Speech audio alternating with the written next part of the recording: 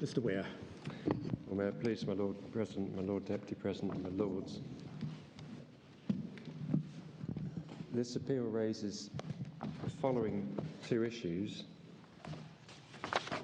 First, what is the meaning of the words deliberate commission of breach of duty in section 32.2?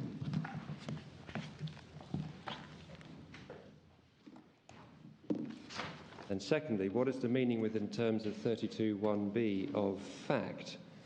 And I miss out for these purposes relevance to the plaintiff's right of action, because we know what that means. Although obviously such wording assists in interpreting the meaning of the other parts of the provision, and continue, has been deliberately concealed. And I start in that way by reference to the statutory language, because when it comes to addressing the proper meaning of the words deliberate and deliberately, this task necessarily involves construing the words in their statutory context from which they take colour, and in light of the statutory purpose behind 32.1b and 32.2. So when I refer in due course, as I will do, to deliberate, it's always in that context. It's not just the word deliberate.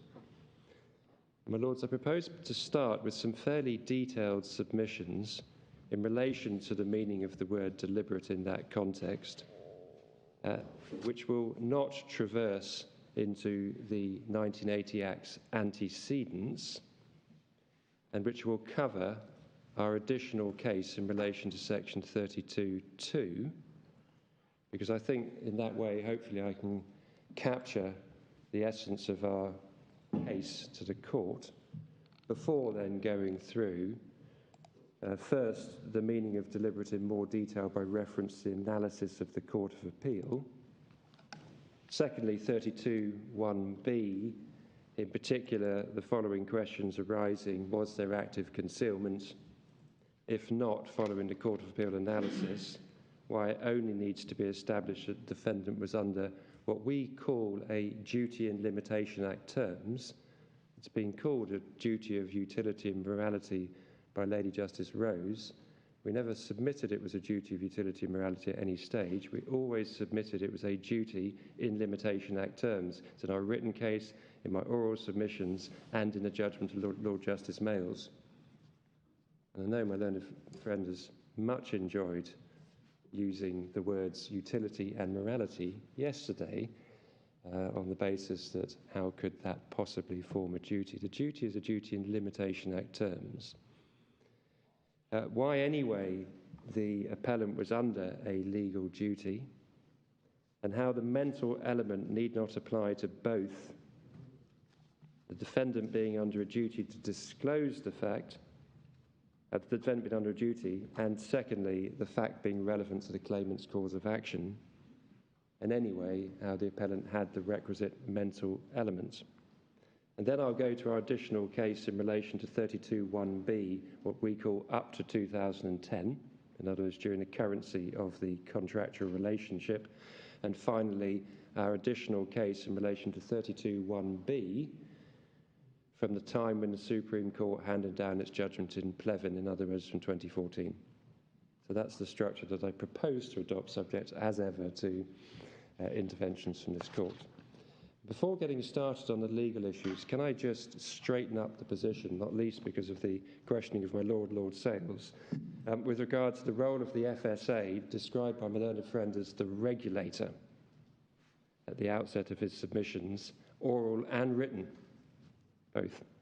He likes to get straight back into FSA as the regulator. Can I just set out the correct position as follows?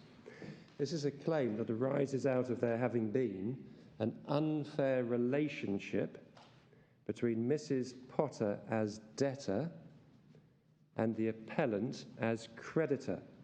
And can I take you to the terms of section 140A? And what I'm proposing to do is always simply to give you a page number, which is the electronic page number. Yep. I know and have learnt that now the court is often keen to have regard to, for instance, the judgment below in the key documents, but the key documents has itself been paginated twice, And the pagination on the right-hand side of each page is that number. So that way I won't have to give you the key documents number, but you can go to the key documents, and I can tell you it's in the key documents, but you know that it's appellant's case, respondent's case, if I may say so, for these purposes. If I may say so, the way the key documents bundle has been numbered is very helpful. Well, I'm pleased. We did inquire, and that seems to be, I think, possibly the way forward with the double numbering, unless told otherwise. Thank you. So, my lords, it's page 363. So that's not in the key documents. We're just looking at the Act now. So it's 363. You just have to go electronic 363, and I'll say when it's also in the key documents. And there you have section 140A. And just for the avoidance of any doubt as to what this provision does, as you can see by its heading, unfair relationships between creditors and debtors. And at 1, you'll see the court may make an order under 140B. So that's the remedy. This is the right under 140A. In connection with a credit agreement, if it determines that the relationship between the creditor and the debtor, that's what it's all about. And in a Plevin case, you go down to 1C, and it's in relation to arising out of the agreement is unfair to the debtor because of one or more of the following, and it's C, any other thing done or not done by or on behalf of the creditor.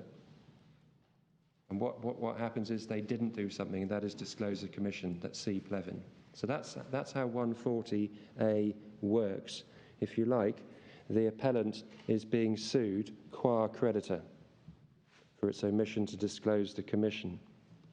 So the action rests, therefore, on the unfairness of the relationship arising out of the loan agreement, not the PPI policy, which constitutes what's called a related agreement. And the related agreement is not the source of the unfairness. See Plevin. And for these purposes, page 626.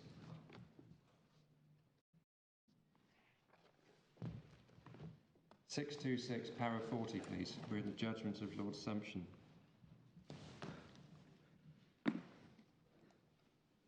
626.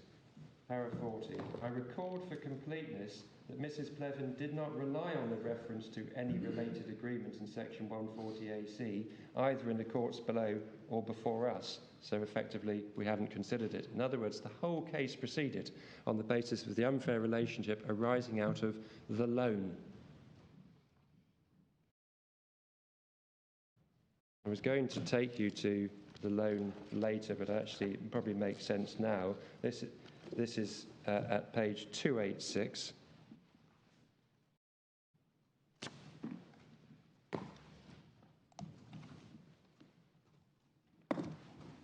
It's a very short document, and on that page, it's 2 pages, but on that page, can you see at the top, fixed sum loan agreement regulated by the CCA, and then underneath that, key financial information, you've then got some columns. First one, amount of credit.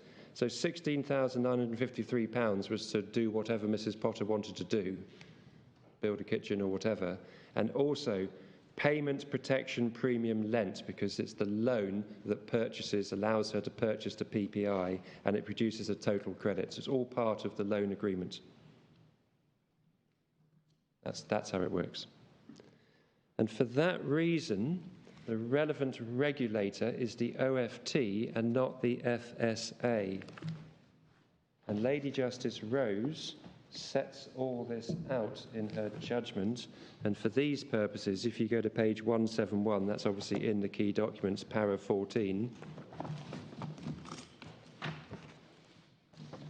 So 171, para 14, 13 and 14, you can track it through. There's paras 13 to 14.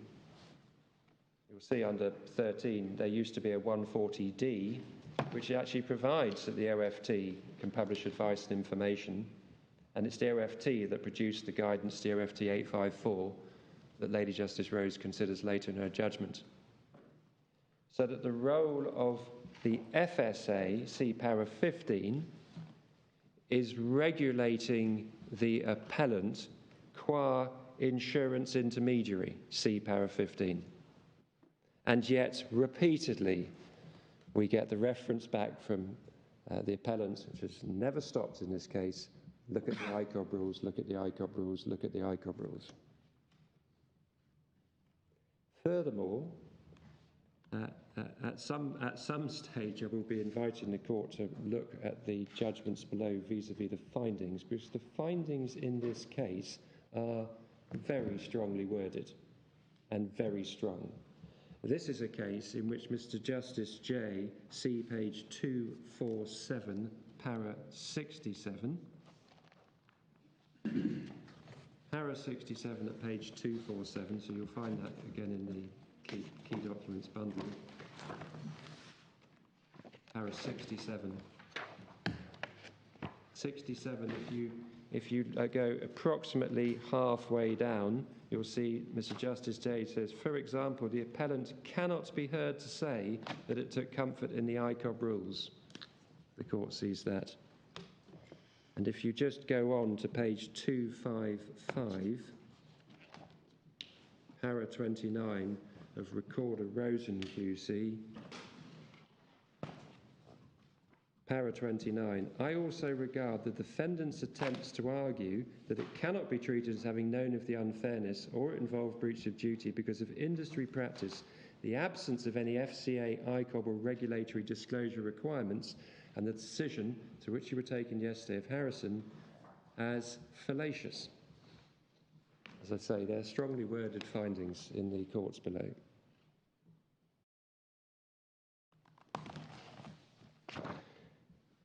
Can I now turn to our case in relation to the issue of deliberateness and make my submissions in 4 parts. First, the scope of the appeal in relation to the meaning of deliberate is narrow indeed, relating to knowledge of the legal consequences of A, the commission of breach of duty, and B, concealment of an essential element of the claimant's cause of action.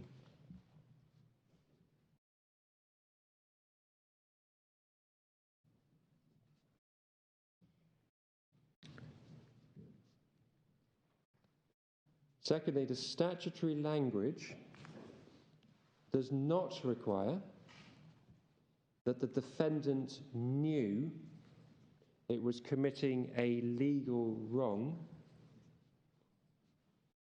or was under a legal duty to disclose for the purposes of 32.2 or 32.1b respectively.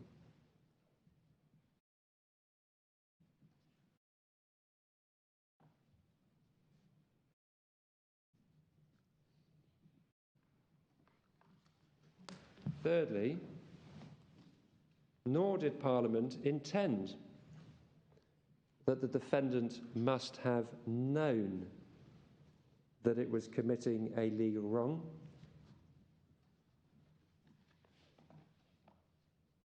for the purposes of 32.2, or that it was under a legal duty to disclose for the purposes of 32.1b. And if the court accepts those submissions, and so is intent on recognising the application of section 32 and 32.1b without the need to establish unequivocal knowledge of the legal outcome,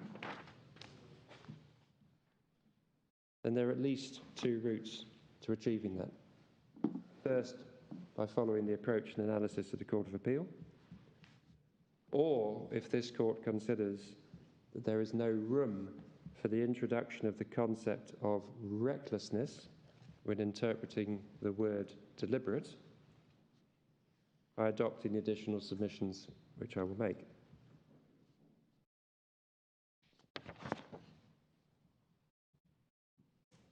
Can I go to the scope of the appeal relates to knowledge of legal liability?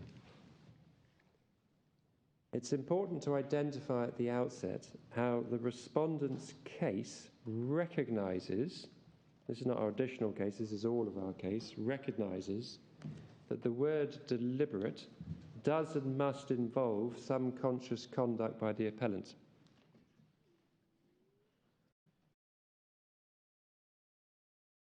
So under 32.2, the appellant intentionally withheld disclosure of the commission, and under 32.1b, it intentionally concealed the fact of the commission from the respondent. So if, for example, a solicitor simply forgets to issue a claim form in time, then there is no deliberateness triggering the operation of 32.2.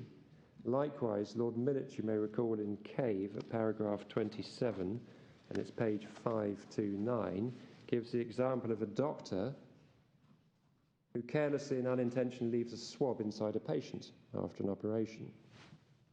There's no deliberate conduct, relevant deliberate conduct in such a case, and the case never gets started on the track of section 32.2.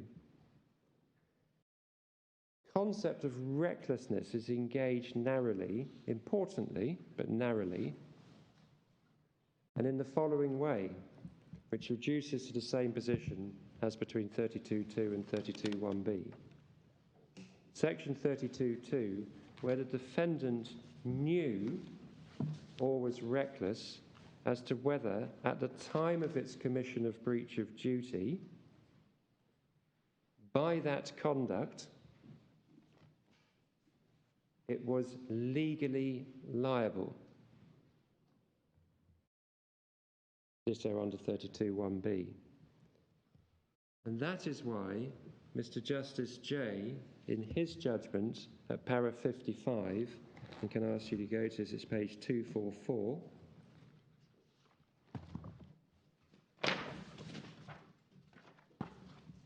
concludes in his para 55, so page 244, para 55, put another way, para 55, at the end, the issue frames the extent of the appellant's apprehension, if any, of the legal consequences of non-disclosure. And our concession below, that we couldn't rely on the appellant's knowledge and hence were reliant on recklessness, was specifically with regard to its conduct, its knowledge that its conduct amounted to a certain legal wrong. Certain, unequivocal legal wrong. That's the appellant's case. You have to go that far.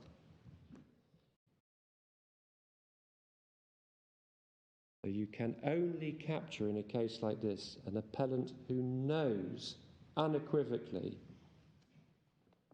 that its conduct will lead to a judicial finding in the highest court of appeal of an unfair relationship under section 140A at a time when there has been no judicial finding in relations to provision at all,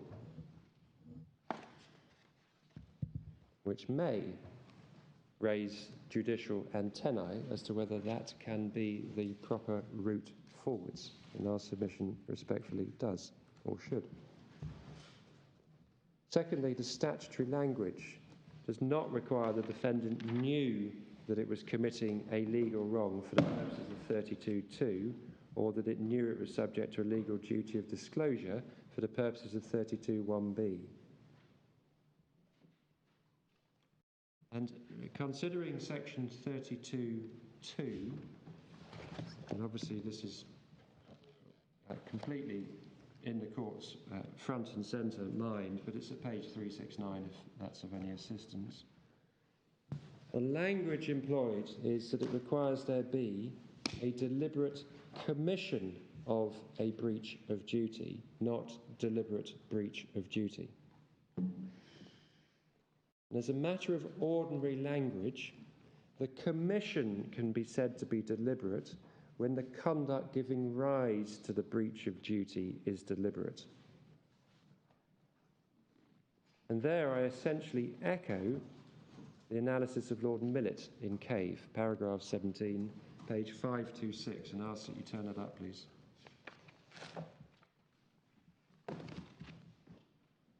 So Cave, page 526, para 17, please.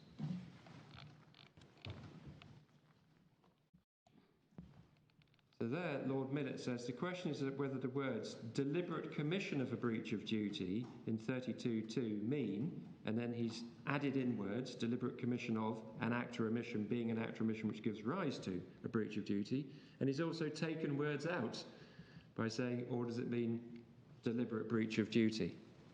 And he's done that because on the face of the wording, you can go either way. His conclusion that it is not appropriate in any way, shape or form to follow Brocklesby, on which he's so adamant, is his desire or need to avoid what I call for shorthand an absurd outcome.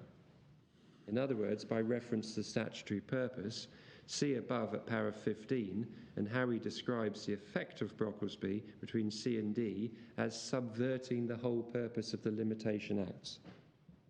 In other words, he did not get there as a matter of language, he got there by reference to the statutory purpose and the outcome, if you track through, going in one direction or going in the other. Similarly, in relation to 32.1b,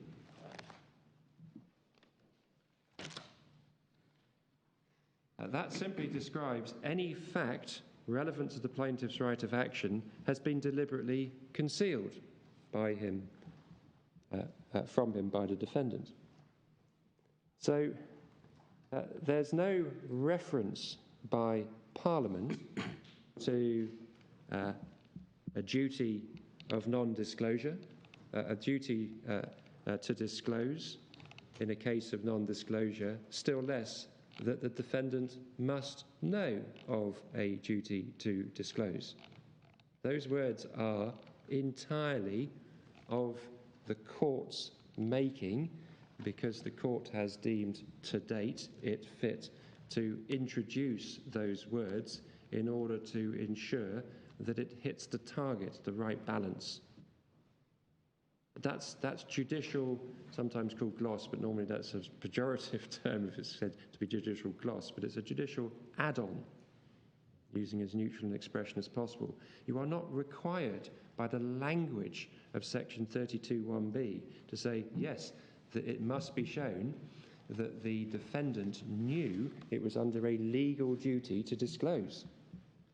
That's two steps beyond, if not three, because you get the whole issue of active concealment against omission in the first place. It doesn't say any of that, it just says concealment, deliberately concealed. And that's what led Lord Justice Mayles in his, if I may respectfully say so, insightful judgment at para 177, page 219. Can you kindly turn that up? It's obviously in the key documents.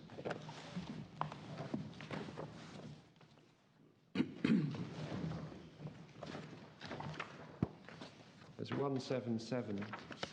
To say, unfortunately, the cases do not permit this straightforward approach. In my view, the law concerning 32.1b has got itself into a rather unsatisfactory state. The cases have increasingly moved away from a focus of the language of the subsection. And that's why he says that. Because you cannot see on the face of the language any of this act, omission, duty in case of omission, knowledge of duty, recklessness as to duty, any of it. It's not there. As a matter of ordinary language, the deliberateness simply attaches to the concealment. So it should be necessary only to identify the relevant mental element in relation to the business of concealing. And this is, of course, the case in which the recorder found at paragraph 24 that the appellant did consciously and intentionally withhold the disclosure of the commission from the respondent.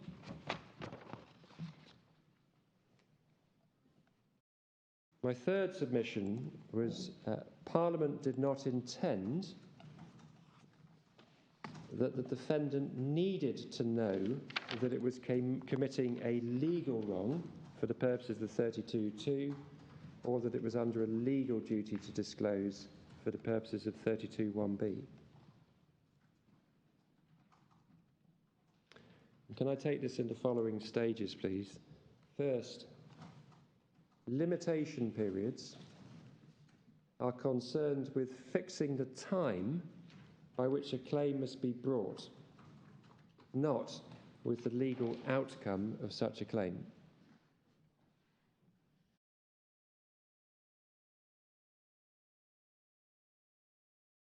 Secondly, Section 32(1) in general is concerned with striking a fair balance between two competing interests. One, the interest in preventing the prosecution of a stale claim, and two, the interest in not preventing claimants from bringing actions when they remain unaware of the circumstances giving rise to their claims.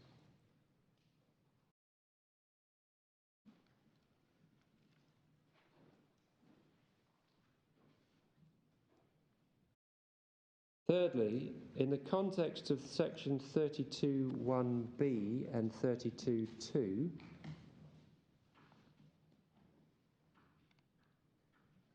Parliament has determined that the balance should be set so as not to bar claimants until they're aware of the circumstances giving rise to their claims,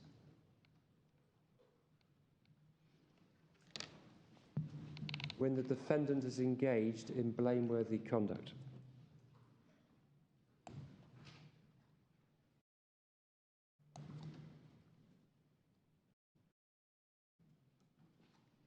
And fourth and finally,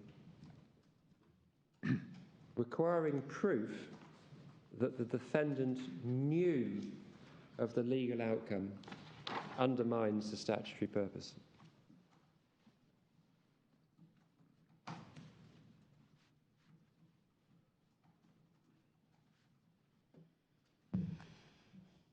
My first submission really shouldn't be an issue. Limitation periods are concerned with fixing the time by which a claim must be brought, not with the legal outcome of the claim, because that follows from the very business of a limitation period, the target of which is to provide dates by which actions should be brought. It's a logically anterior step to resolution of the claim. Hence, even if limitation is determined at trial, as sometimes is necessary, the court's task is always to determine limitation in advance of the merits of the case, even when the limitation is most economically or efficiently managed at the trial.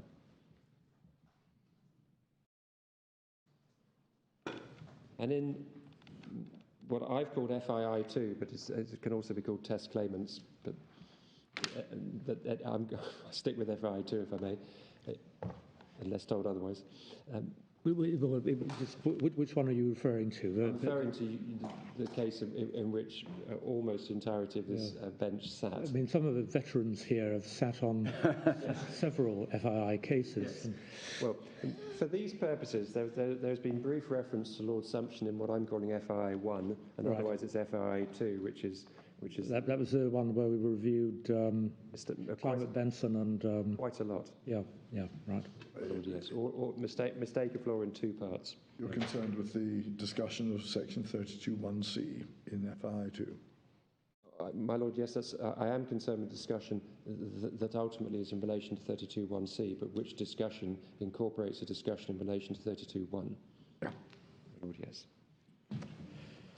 And this court, having spoken with such clarity so recently, it would not do for the court then to track away from the careful, incredibly careful analysis engaged in by the majority. I'm not saying the majority analysis is not careful, but it's not the majority for these purposes in that case. So this point was recognised.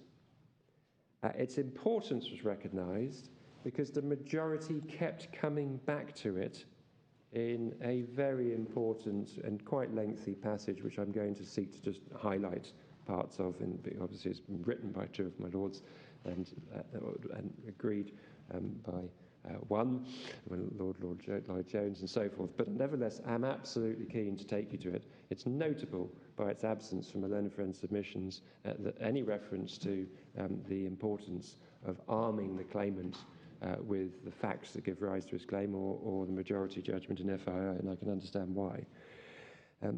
But I'm going to go to it after I've then just gone through submission 2, because then I can just take it through, and I'm going to take it through in paragraph order because it'd be easier than nipping around trying to establish one and then the other point. The second submission is 32.1 in general is concerned with striking a fair balance, see the observations of my Lord Lloyd Jones yesterday, between those two interests that I've described, the interest in protecting defendants from stale claims on the one hand, and the interest in protecting claimants or not preventing them from being able to bring a claim until they're aware of the circumstances giving rise to their claims. So the way in which the Limitation Act works at a broad level is to set time limits and then, using the language of the majority in FII, to temper what may otherwise be the unduly harsh effect of those time limits by further provisions. And they include Section 32. They are not limited to Section 32. We've got Section 14 of the Limitation Act, Section 14A of the Limitation Act, Section 33 of the Limitation Act, for instance. And this is another provision, Section 32, obviously an enormously important one, which necessarily introduce a degree of factual uncertainty into the equation, necessarily, by providing routes to delaying or postponing or disapplying different language in different parts, the limitation period. And the key driver for Parliament when providing for such postponement of the limitation period was that it was unfair to hold a claimant to a limitation period that can come and go before the claimant has the opportunity to acquire knowledge of the facts going to make up his cause of action. And that much, before even going to FI, is apparent from the wording of 32.1. And as I say, 32.1 is at 369, please. Because as the court knows, 32.1b incorporates 32.2. So 32.2 is captured by what I'm about to read out for 32.1b, and as is 32.1a and 32.1c. There is a postponement, that's the language of 32, see the heading. There's a postponement of limitation, but not indefinitely. It says the period underneath the ABC, the period of limitation not begin to run until the plaintiff has discovered the fraud, concealment or mistake, or could with reasonable diligence have discovered it.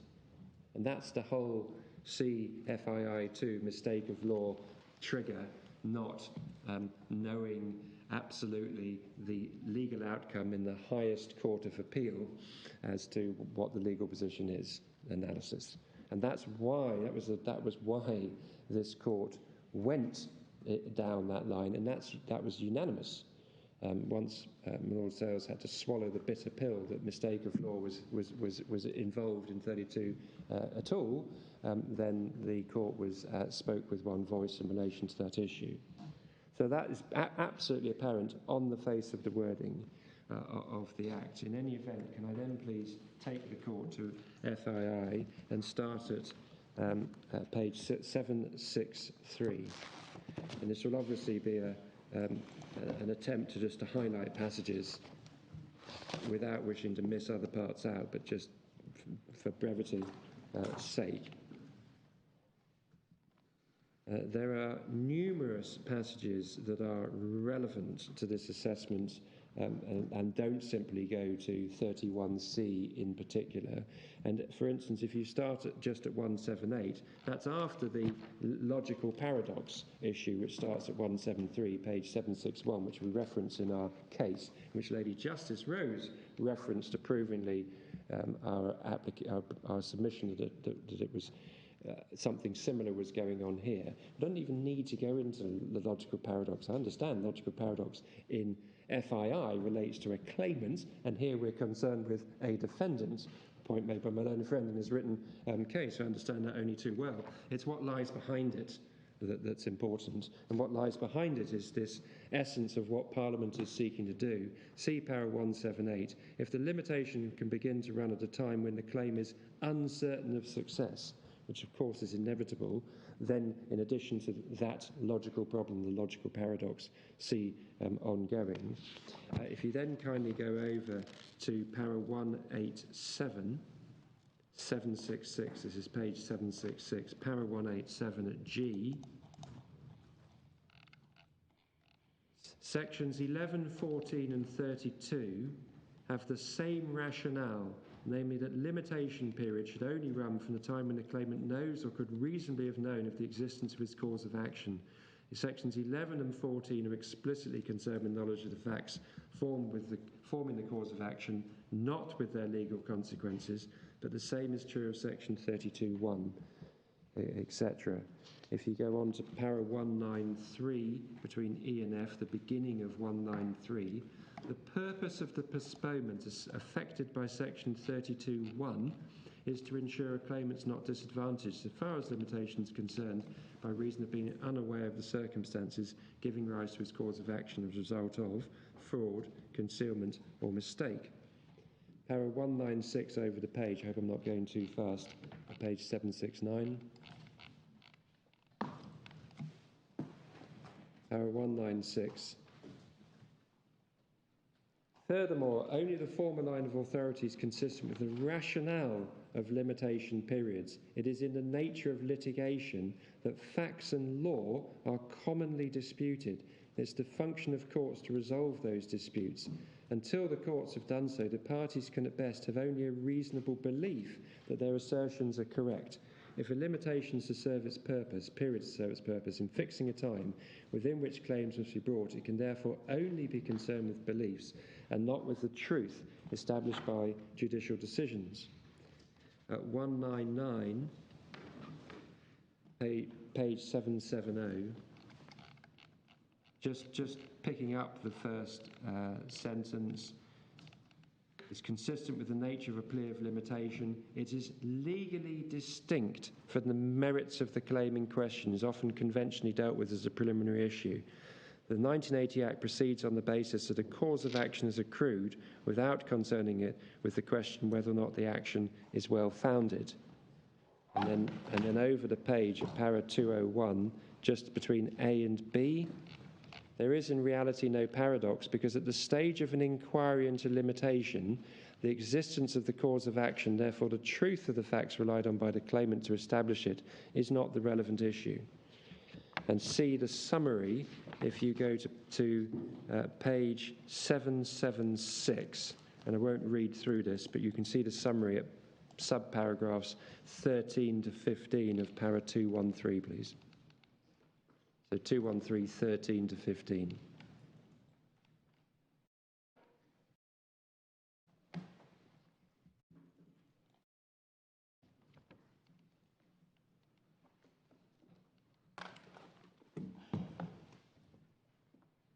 And then page 781, paragraph 228, you get the reference to tempering. So in the middle of 228, please, at page 781, it means the 1980 Act does not pursue an unqualified goal of barring stale claims. Its pursuit of that objective is tempered by an acceptance that it would be unfair a time to run against the claimant before he could reasonably be aware of the circumstances giving rise to his right of action. And then all the way to page 785,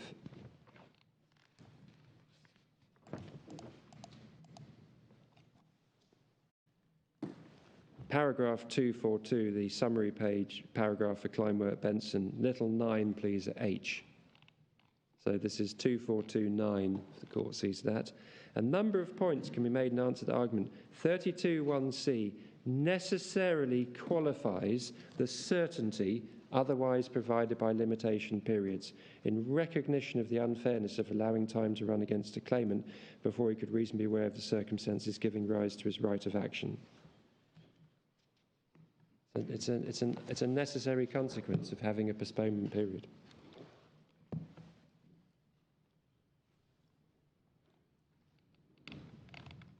My third submission was, in the context of section 32(1)(b)/32(2), Parliament has determined that the balance should be set so as not to bar claimants from pursuing claims until they're aware of circumstances giving rise to their claims when the defendant is engaged in blameworthy conduct. So in a section 32(1)(b) case, the defendant will have deliberately concealed an essential element of the breach of duty, because that's what a fact relevant to a cause of action is. Or it will have deliberately committed a breach of duty in circumstances in which it's unlikely to be discovered for some time. That's the remainder of 32(2).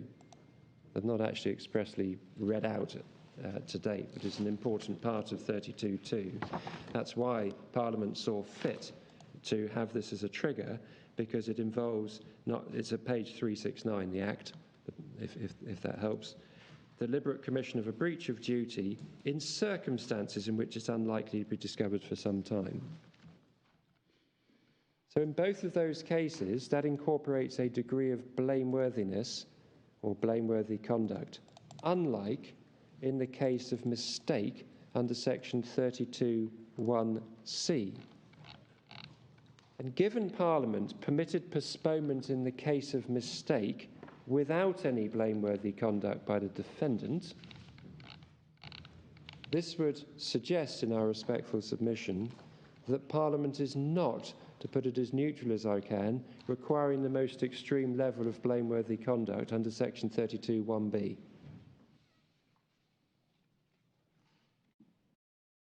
And here, can I go, please, to the minority judgment of Lord Briggs and Lord Sales in FII 2, page 792, paragraph 264, in which, obviously, Lord Sales can explain why I have this wrong, but my understanding of para 264 is that this has been looked at from the other direction, but it's essentially the same point. I'm not going to read out the whole of the paragraph, but can I just invite the court to, it's quicker, I think, to read it yourselves.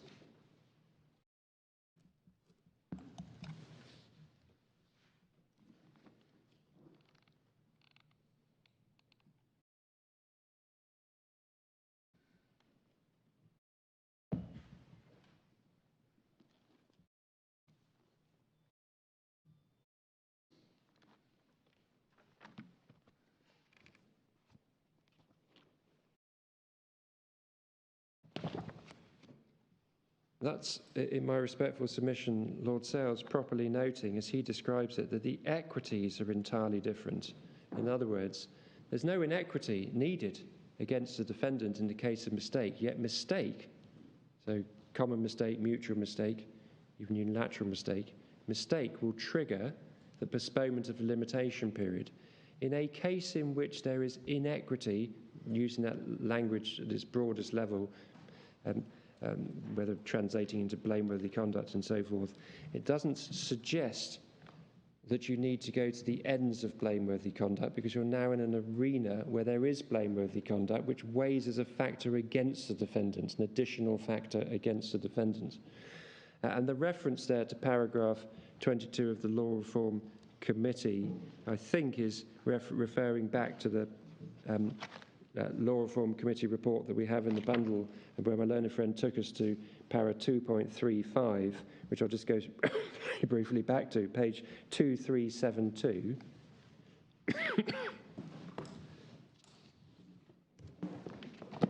Oh, I'm not sure. Oh no, sorry, that's the old one on mistake. It's my fault. In this context, if you press the buttons, can you kindly stay there at 2372? 2372 at 2.35 you were taken to of the, is it 1971 or thereabouts, Law Reform Committee report, in support of a submission that you shouldn't invite discretion, you invite the test of of fraud or concealment. Fine, but what's actually said right in the middle is, or 5 or 6 lines down, is the majority take the view that certainty is the prime consideration, hard cases are like to be few, and justice to the defendant whose conduct has not in any way been unconscionable demands that he be protected once the limitation is run, which doesn't suggest, certainly respectfully to us, that you need to go to the ends of blameworthy conduct in order to find the striking of the right balance in this case. And in a case called OT Computers, Lord Justice Mayles at paragraph 60, and this is page 1828,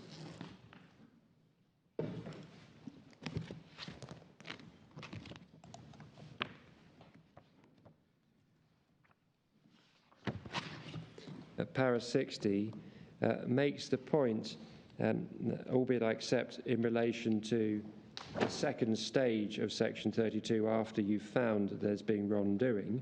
So you may say I've tried to pick it up and place it into the question of whether or not the section is engaged, but it's a point of substance that I respectfully submit still applies. An element of in the middle, an element of uncertainty is inherent in section 32. That's a submission I've already made. It's moreover unnecessary to be too sympathetic to defendants who've committed fraud or deliberately concealed wrongdoing, and who, if they wish to ensure limitation period begins to run, can always make a clean breast of their wrongdoing by contacting their victims. And then he says, this latter consideration does not apply in the case of 32(1)(c), where the running of limitation may be postponed without wrongdoing by the defendant. In my respectful submission, he's homing in on the same idea. If you've got a provision which attaches itself to wrongful conduct, when Parliament at the very same breath has said you don't even need wrongful conduct, you can just have mistake without any wrongful conduct by the defendant, there's no need to strain to find the highest level of wrongful conduct, all of which is of a piece with section 32 should not be read either narrowly or broadly, but without predisposition to interpret it in either direction. That's effectively me quoting from Lord Justice Mayles at para 167, which is at page 217. That's obviously in the key documents.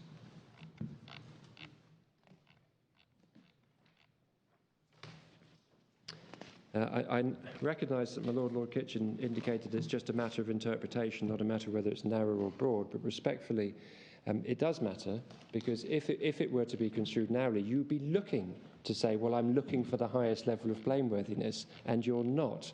And that's why my learned friend is, in our respectful submission, not right to attach himself to the minority view in FII 2, which is at 2982, which is para 2982, page 805.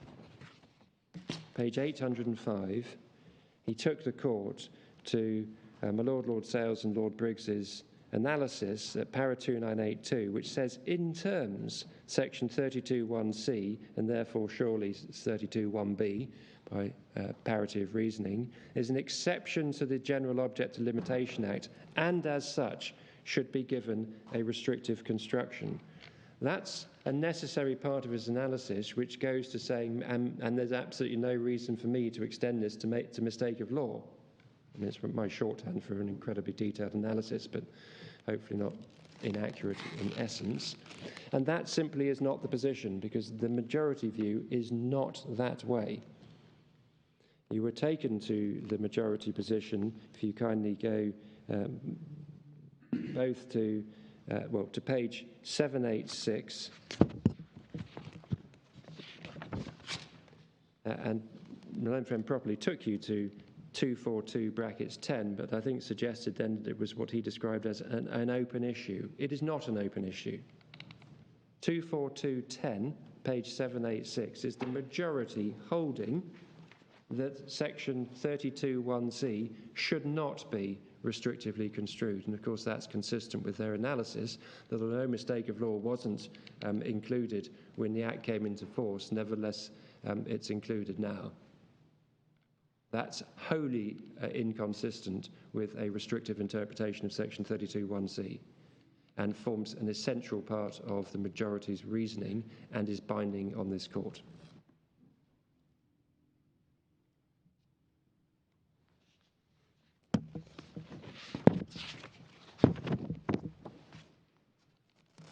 And that's of a piece with the para 228 at 781 that I've read out, in which my Lords Reid and Lord Hodge say the 1980 Act does not pursue an unqualified goal of barring stale claims. Its pursuit of that objective is tempered, etc. That's saying it's a striking of the balance. Exactly as my Lord Justice Mayle says, without a predisposition in either direction. It's not like European law, where you can have those exceptions that are, as a matter of European law, required to be read restrictively. Exception to the general right that's been given. That is not the case here. That is binding. And can I, finally on that, just take you to Lord Millett in Cave at page 524. Because albeit in short order, there's nothing, we say, really different between Lord Millett's analysis and that of the majority in FII if you go to paragraphs 7 and 8, not just the 8, but 7 and 8.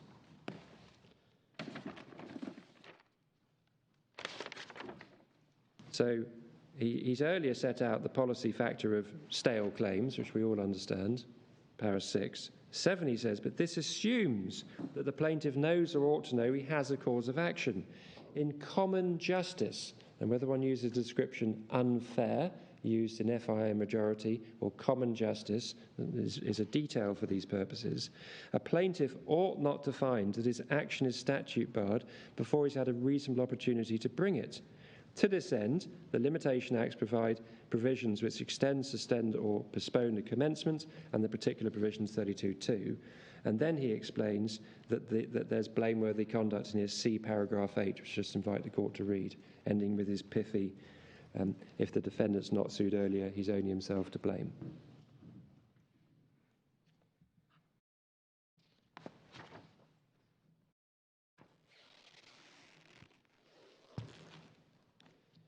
So my fourth submission is requiring proof that the defendant knew the legal outcome of its breach of duty undermines the statutory purpose. Now, granted that Parliament was at liberty to set the bar where it chose to do so, and see Lord Scott's observation in Cave at paragraph 61 that my learned friend has taken you to already, there can be no expectation that Parliament intended to require proof of knowledge that the defendant unequivocally had acted in breach of duty, legal breach of duty,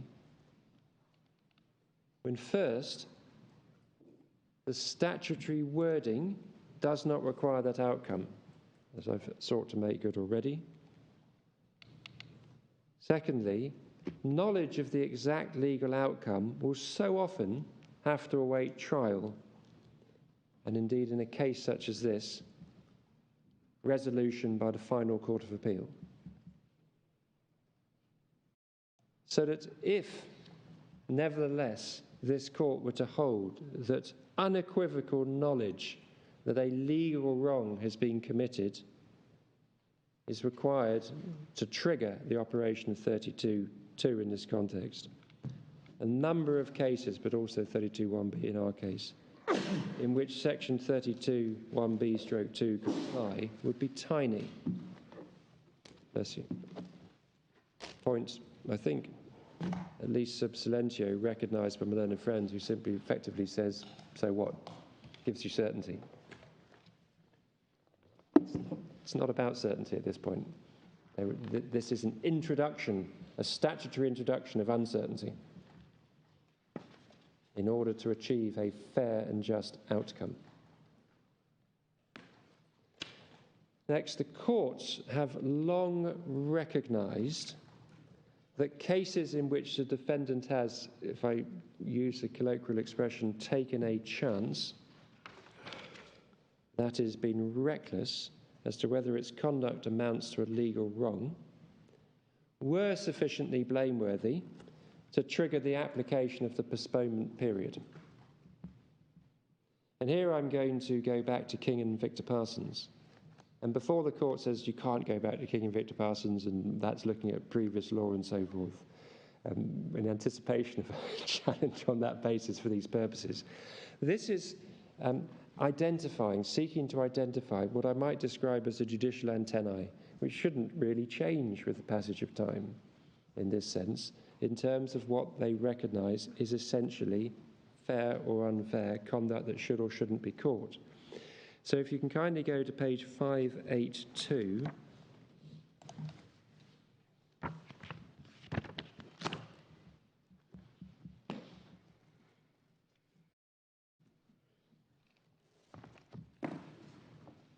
This is the, say famous in this context, passage from Lord Denning. Famous because it's applied, it's quoted, as we can see later in the Law Commission report, that's a prelude to the Limitation Act, Amendment Act 1980. And the passage starts on the previous page at 581 G. And I'm just going to dip in, if I may, A on page 582. To this word knowingly, there must be added recklessly, C. Beeman. Like the man who turns a blind eye, he's aware what he's doing may well be a wrong or a breach of contract, but he takes the risk of it being so. He refrains from further inquiry lest it should prove to be correct and says nothing about it. The court will not allow him to get away with conduct of that kind. It may be he's no dishonest motive, but it doesn't matter. He has kept the plaintiff out of the knowledge of his right of action, and that is enough. So apposite. It's that trade-off, that balance that Parliament is applying under the 1980 Act, albeit in the context of the precursor. And without having to go through the antecedents, you see there the justice of the position.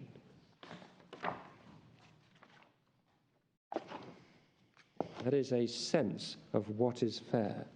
Put shortly, and completely contrary to the submissions of learned friend, conscious risk-taking is obviously improper.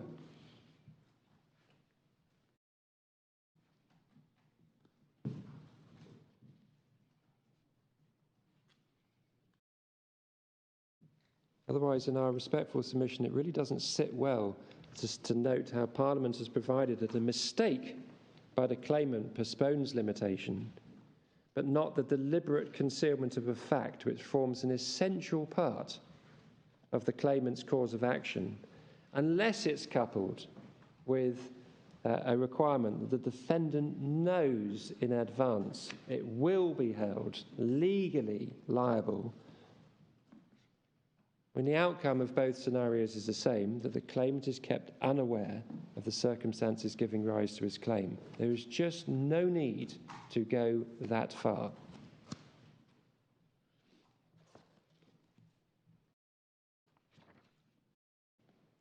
And that really is what our case is all about.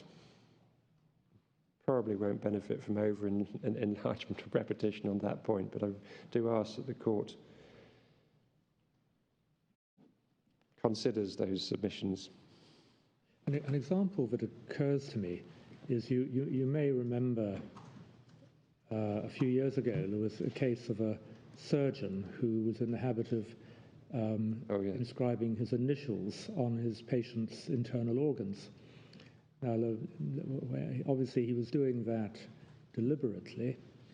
Whether it amounted to a breach of a legal duty might be something that had to be litigated in order to be determined. My Lord, respectfully, this is just a sort of issue.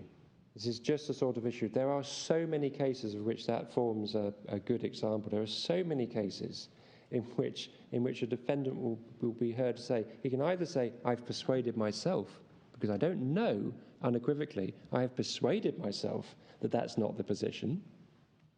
And that gets into a whole world we've briefly flagged up on Ivy and R and Gosh and so forth, that idea, and hence we've introduced an objective test into our additional submissions. But so many cases, that example, and this case is a paradigm for it, because this is a case where there was simply no case law, so they have a free hand pending the outcome of Plevin, all the way through to Plevin, because it's still not decided. Only in the Court of Appeal, Harrison. Only, I say. So, my lords, once the court, if the court recognises the force of the submission that Parliament did not require proof of knowledge of a legal wrong, there are, as I say, two routes. And can I just try to sort of bring those to life?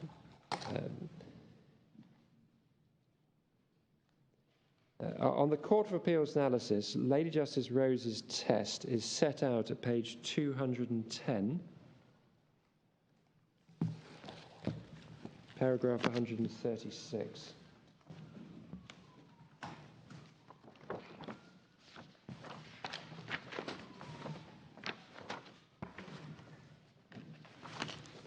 So in the middle of para 1, in the middle towards the bottom, she says, it should be sufficient, as the court see this, it should be sufficient that the defendant appreciates that there's a real risk that its conduct will amount to a legal wrong in circumstances where it's not reasonable for them to take that risk. That's the test which is applied. Now, strictly, it needs to be, a few words need to be added in, because those are the words that she's recognised should apply, coming from R and G. Because if you just go back to page 194, para 87, please.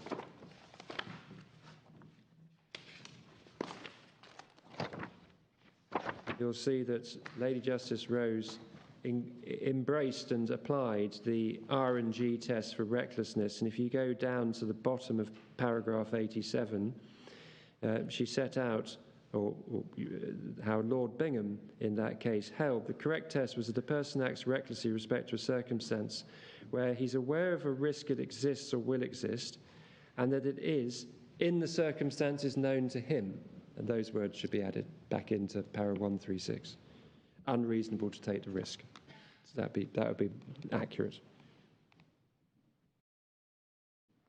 So, and this is in response partly to the appellant's complaint as to the easy application of this provision under the Court of Appeal test, and also to allay any fears this court has, for instance, in relation to capturing professionals in negligence action inappropriately.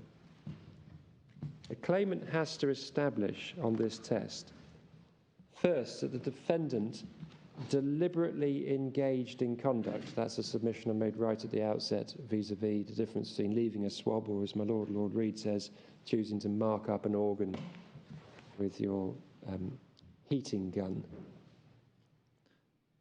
Secondly, knowing that there was a real risk by such conduct that the defendant would be committing a legal wrong. And thirdly, a control mechanism by the court where, armed with that knowledge, the court holds that it was unreasonable for the defendant to take that risk.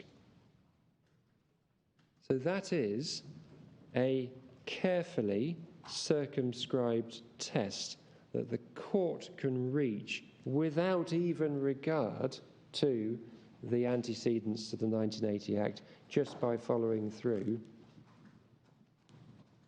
the stepwise approach that I'm commending to the court and seeing where it takes the court.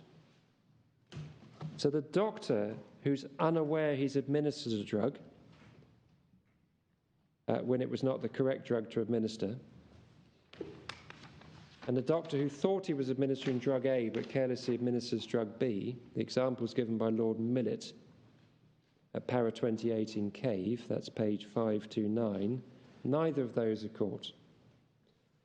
The professional who is aware at the highest level of generality that one or more of, say, his advices may be found one day to have been negligently given, is not caught.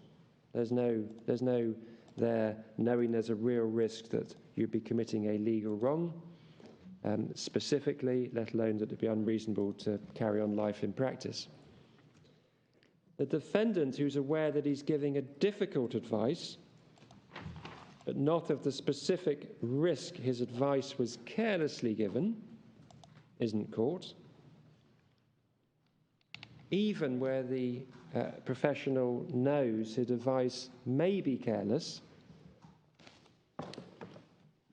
for instance, if it's a difficult point, although one might say if it's a difficult point, it militates against a finding of carelessness, but rolling with that, it may be reasonable for the professional, not knowing he's missed reference to, say, a tax statute, to send out the advice. So he may be careless in relation to his advice, but not reckless in relation to his conduct. And as the court can see, we are very far removed from the Brocklesby test, because the Brocklesby test stops with the deliberate conduct. That's what Brocklesby did. Brocklesby said, all you need is deliberate conduct. After that, Section 32.2 is triggered, leading, quite rightly, as Lord Millett points out, Lord Scott as well, to absurd outcomes. But this is the introduction of additional mens rea going beyond the deliberate conduct. And it may capture, depending on the evaluation of a court, cases like this, if one just plays with our case, where the commission is lower, whether it's 45%, 50%, 55% or whatever.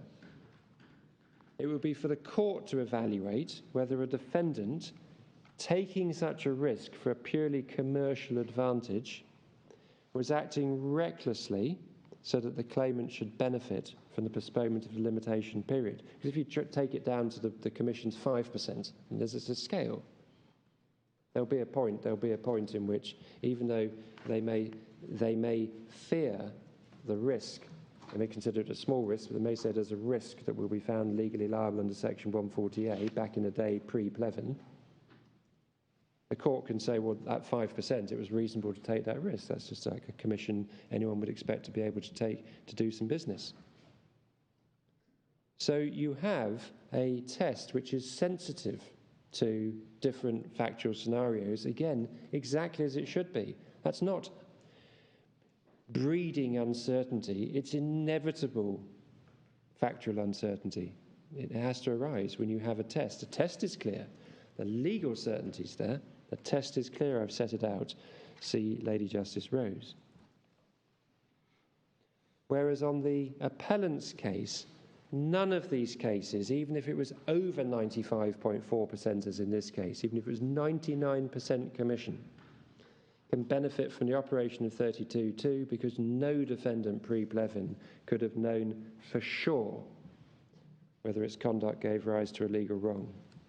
And that, in our respectful submission, does not give rise to a fair outcome, one that this court can assess Parliament could sensibly have intended.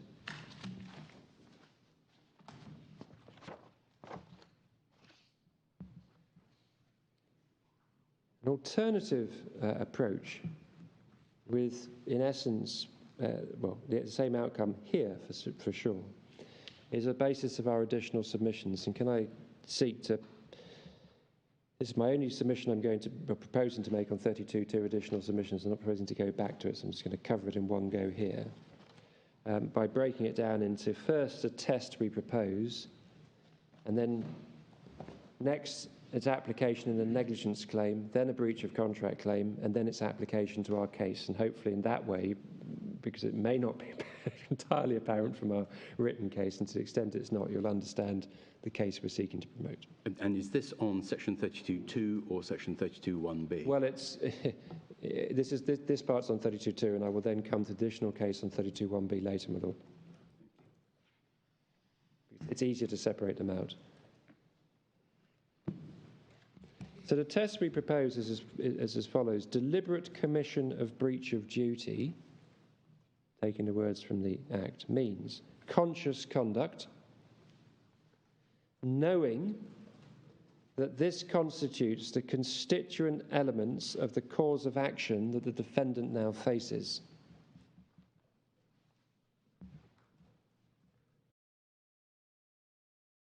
And if the court sees fit, where it's unreasonable for the defendant to engage in such conduct.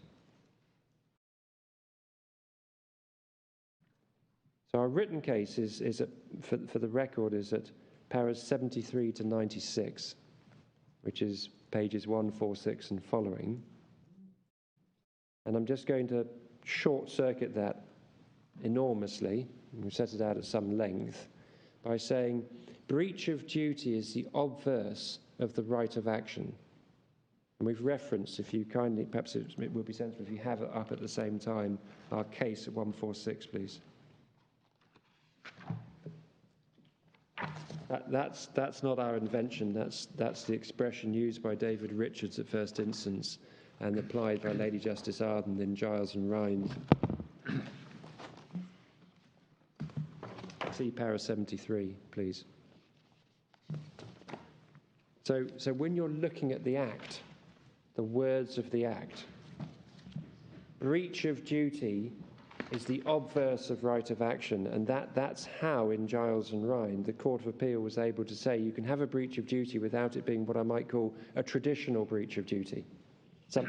Because this Act is the same, Section 148. It's not an Act that says the defendant has thereby acted in breach of duty. It says if these conditions are met, I will give you, Parliament, I will give you a right of action.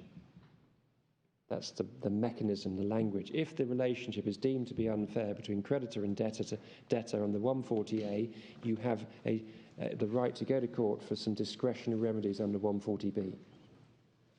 Now, if you adopt a very closed, narrow view of breach of duty, you might say, well, hold on, where's the breach of duty?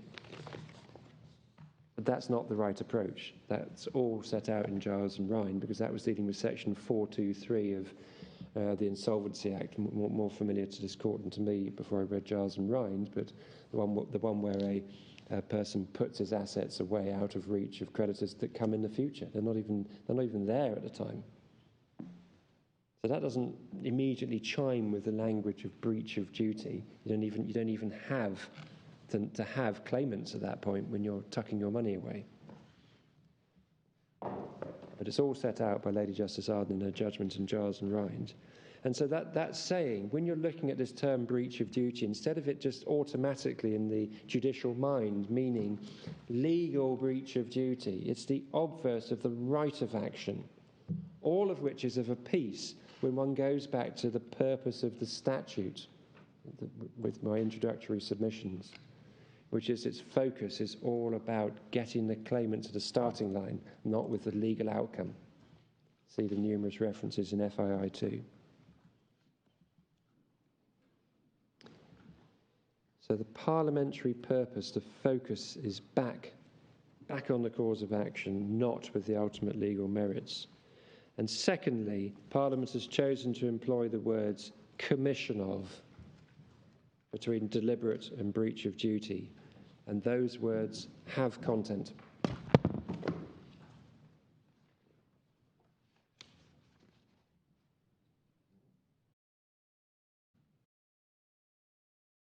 So that's why we say you have conscious conduct, conscious trying to find a word where deliberate means intentional or conscious conduct.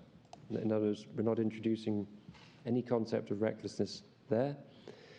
Knowing, not reckless as to, knowing that it constitutes, that conduct constitutes the constituent elements of the cause of action, because it's deliberate commission of breach of duty being the obverse of the right of action.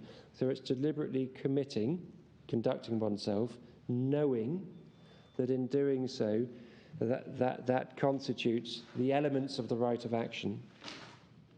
And then if necessary, as I say, with an unreasonable rider. It will come to life now, I hope, if I give you the examples. So in a professional negligence claim, Section 32(2) will be engaged where the defendant drafts an advice, that's the deliberate conduct, sends it out, that's just Brocklesby level, no further, and not enough.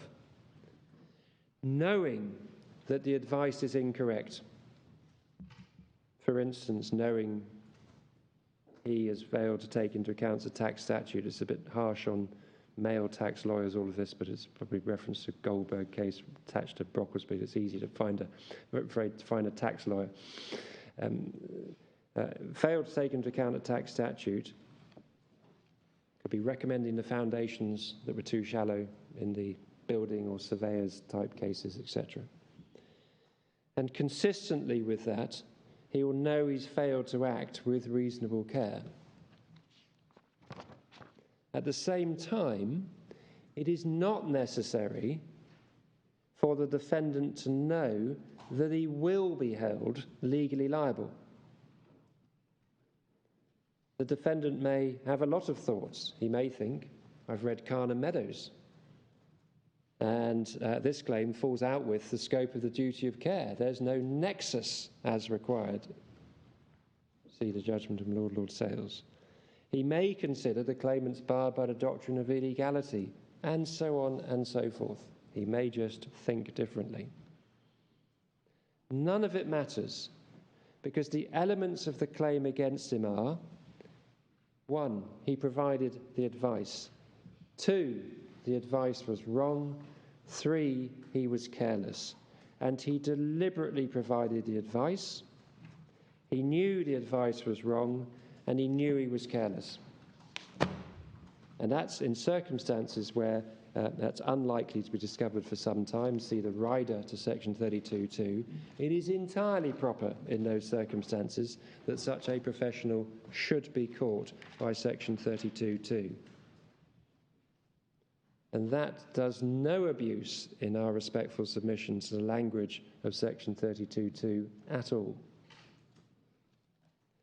In a breach of contract case, Section 32(2) will be engaged, where again the defendant makes a conscious decision to act, not act, do something, whatever, knowing that this conduct is contrary to the terms of the contract, e.g., supplying widget B when the defendant knows that the contract provides for the supply of widget A.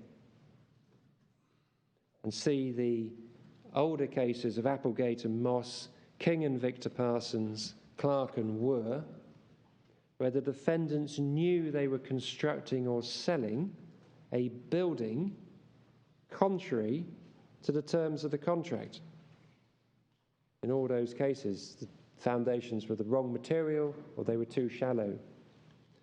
And in those cases, even when they were reckless as to whether subsidence would result, but that's not the issue here, but breach of contract. So we've got deliberate conduct, knowing that that is contrary to the term of the contract in terms where the court finds that is conduct is unlikely to be discovered for some time. In other words, its foundations and hidden and you can't see it and such like. Or no one will be any the wiser in understanding that it was widget B, not widget A, because they look very similar. What is not necessary is the defendant should know that by so deliberately conducting himself, he has acted in legal breach of duty. And by way of example, if we go back to the old case of Applegate and Moss, and can I ask you to go, please, to page 1092. 1092.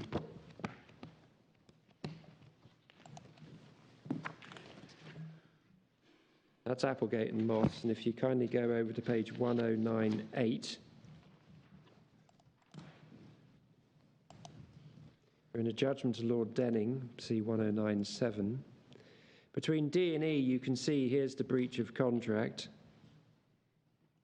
or really around E, The footings, instead of being 3 foot or 3'6", were only 2'3". Worst of all, the concrete was not the proper mixture at all. And down at F, does the court see this? Am I rushing?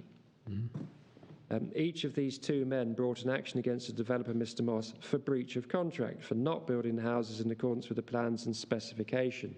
Mr. Moss relied on two defences in law. In the first instance, he prayed an aid exemption clause, and then it was dropped at trial. Well, there is a good working example. In other words, Mr. Moss considered himself not to be in legal breach of duty, not to be legally liable, because he was relying upon, all the way up until trial, some other provision. So be it. But this is a case which properly should be caught by the operation of Section 32(2), and our test requires it, but with a very high threshold for the application, namely this level of knowledge that you have indeed built the property with the wrong foundations, and with the court then finding that this is unlikely to be discovered for some time, because that's the problem.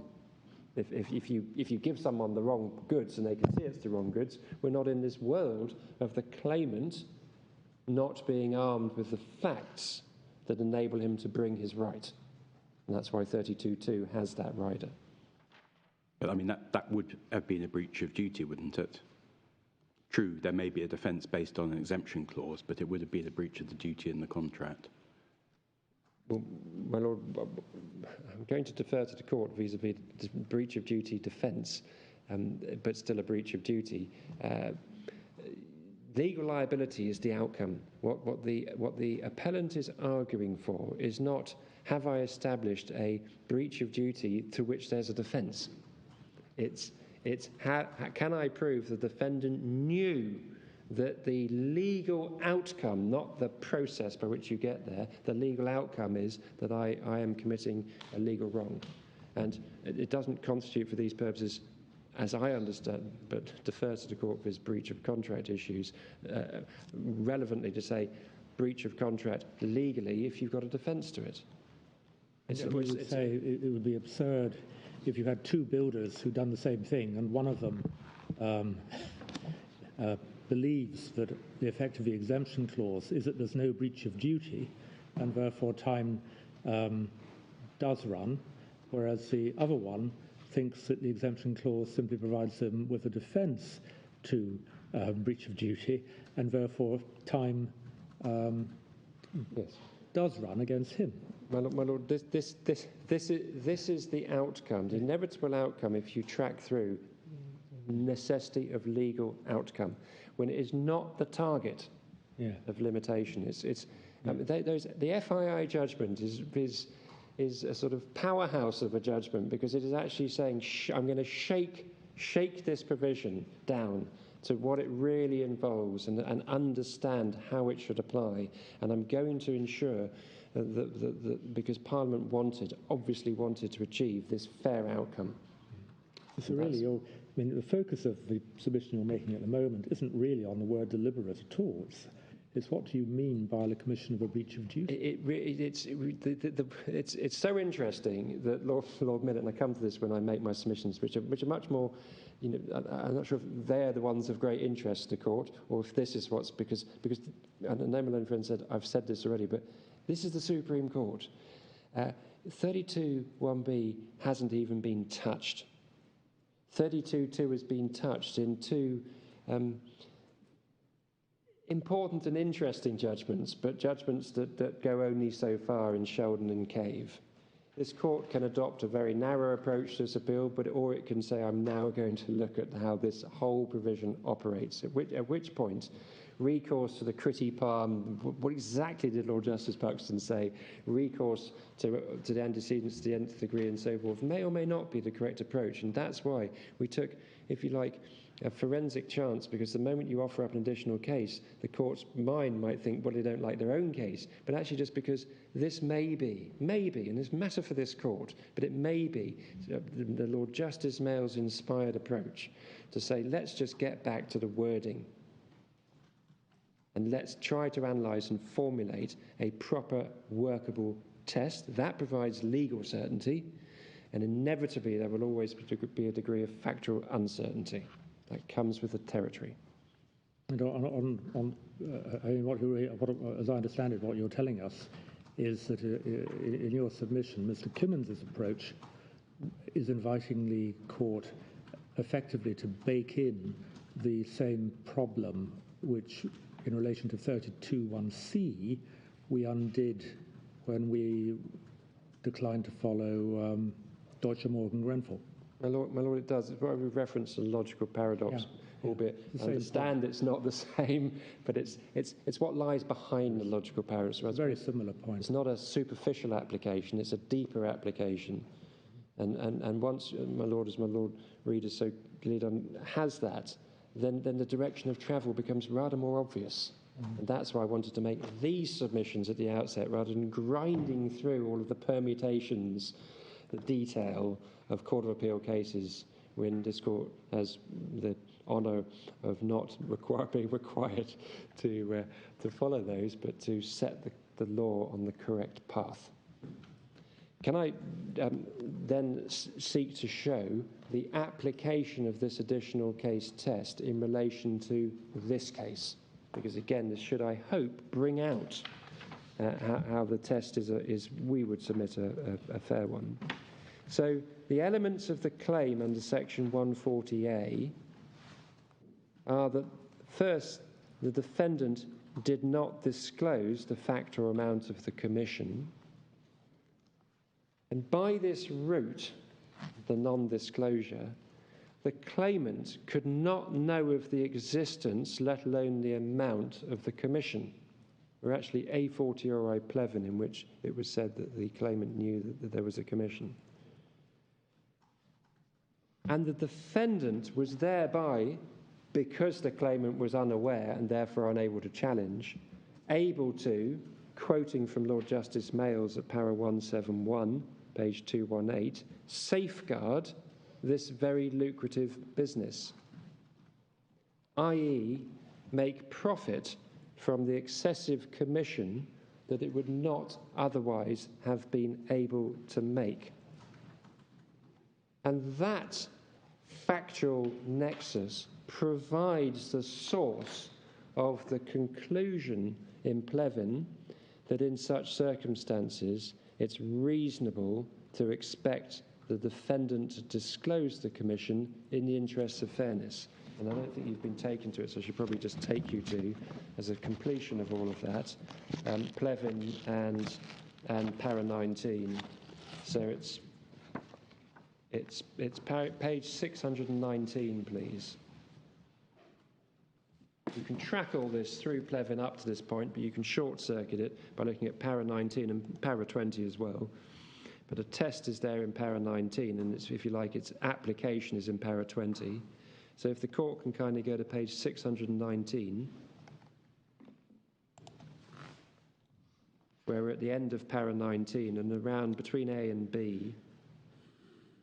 I'm going to pick it up where Lord Sumption says the creditor must normally be regarded as responsible for an omission making his relationship with the debtor unfair if he fails to take such steps as, 1, it would be reasonable to expect the creditor or someone acting on his behalf to take in the interests of fairness, and 2, would have removed the source of the unfairness or mitigated it. And then he applies that at 20. It's clear that the unfairness arose from the non-disclosure was the responsibility of Paragon. The only party must necessarily have known the size of both commissions. They could have disclosed them to Mrs. Plevin. Given its significance for her decision, I consider it in the interests of fairness, it would have been reasonable to expect them to do so. Had they done so, this particular source of unfairness would have been removed, because Mrs. Plevin would have been able to make a properly informed judgment about the value of the PPI policy. And if you go back to 18 at page 618, the last sentence, as a sort of precursor, pithy summary of the position from Lord Sumption, the fact that she was left in ignorance, in my opinion, made the relationship unfair. So that's why I say they didn't disclose the fact or amount of the commission, And it's by that route that the claimant doesn't know of it, and they're able to thereby keep the business going of taking the profits. And that's the source of the unfairness. In those circumstances, it's reasonable to expect disclosure in interest of fairness. In other words, that those are the elements of the claim under Section 140A. Can you just help me with how this would have worked out in our case, where the inception of the Section 140A duty comes partway through the relationship? Yes, my lord. It does, and you see reference to Appellant and that point in judgment of Mr. Justice J. When CSO enters into the credit agreement in 2006, Section 140A is not on the statute books. During the course of the relationship, it comes on the statute books, April 07. It applies to this case with, and I never know whether one should say retrospectively or retroactively, but in any event, it applies to the full contract from 2008. So from 2008, once you get to 2008, it then applies in all its glory to the whole of the relationship. So to just help me, how does that then play out? Does that mean that the respondent is then would have been entitled, if informed about the commission, to what? Well, you weren't making ongoing payments at that time. You'd stop the payments, but you'd then complain and say I've got rights under Section 140A. As I say, whether you describe it as breach of duty, you should have disclosed the commission, or you should do so now. You should. You haven't, and I want my money back. I want the money back, and I'm not paying you anymore. Right. So in effect, you would say, I want the money back for the commission. Is that right? Well, what happens as I took the court to the egg loan it's worse than this, because you actually take a loan out. So you're actually not just paying for the PPI policy, which is valued at 4% of the cost that you're charged for it. You actually take a loan out, as I've shown you, yes, and you're then paying interest on the loan as well. So right. It's a double whammy. Okay, but what do you get? I mean, what remedy do you get, my lord? You've had the main element of the credit the loan that's been made to you. Do you get that back? You get everything back, my lord.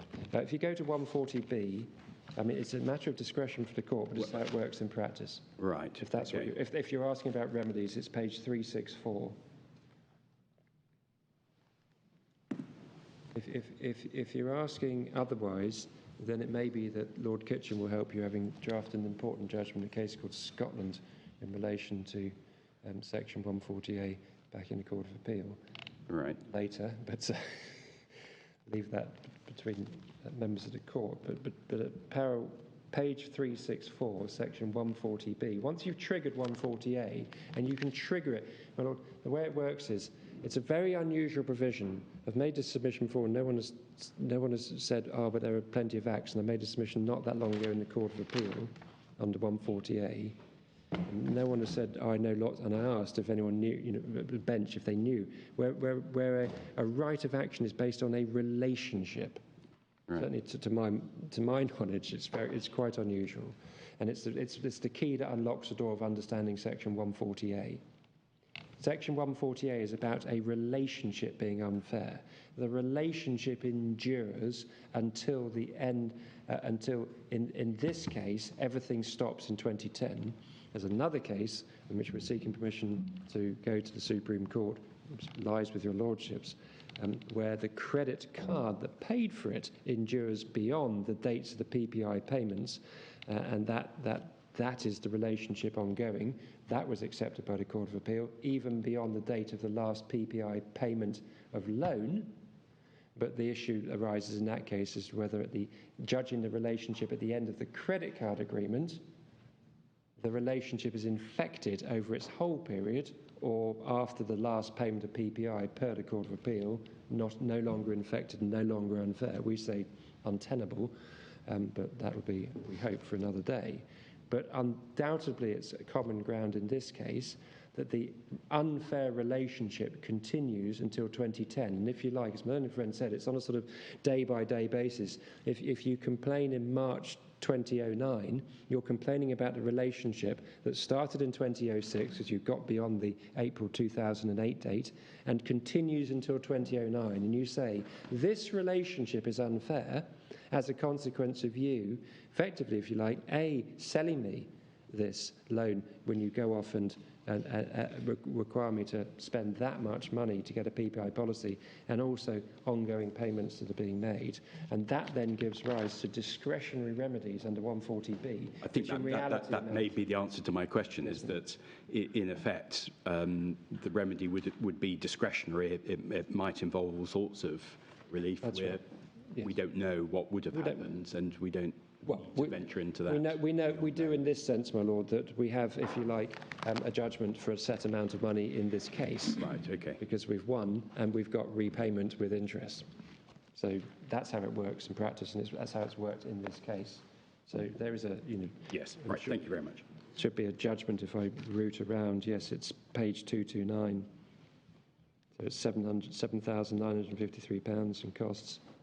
That's after taking into account the rebate that's been made under the redress scheme. So I think I'm right in thinking that relief was focused on repayment of the commission element in relation to the PPI, plus the contractual interest that had accrued on that, plus statutory interest. Yes, my lord. Less the amount that the claimant had received under the redress scheme, because the FCA set up a redress scheme. Yes, right. Thank you. So in this case, going through that list that I've given the court as to the constituent elements of the claim under Section 140A, first, there's a finding that the defendant deliberately elected not to disclose the commission. And here, can you kindly go to page 254? And you're in the judgment of Recorder Rosen. And the relevant part of the judgment is very short. It's paras 23 to 31, really, but it's very important. And at paragraph 24, it's obvious that the claimant's non-disclosure of its PPI commissions to the claimant was deliberate.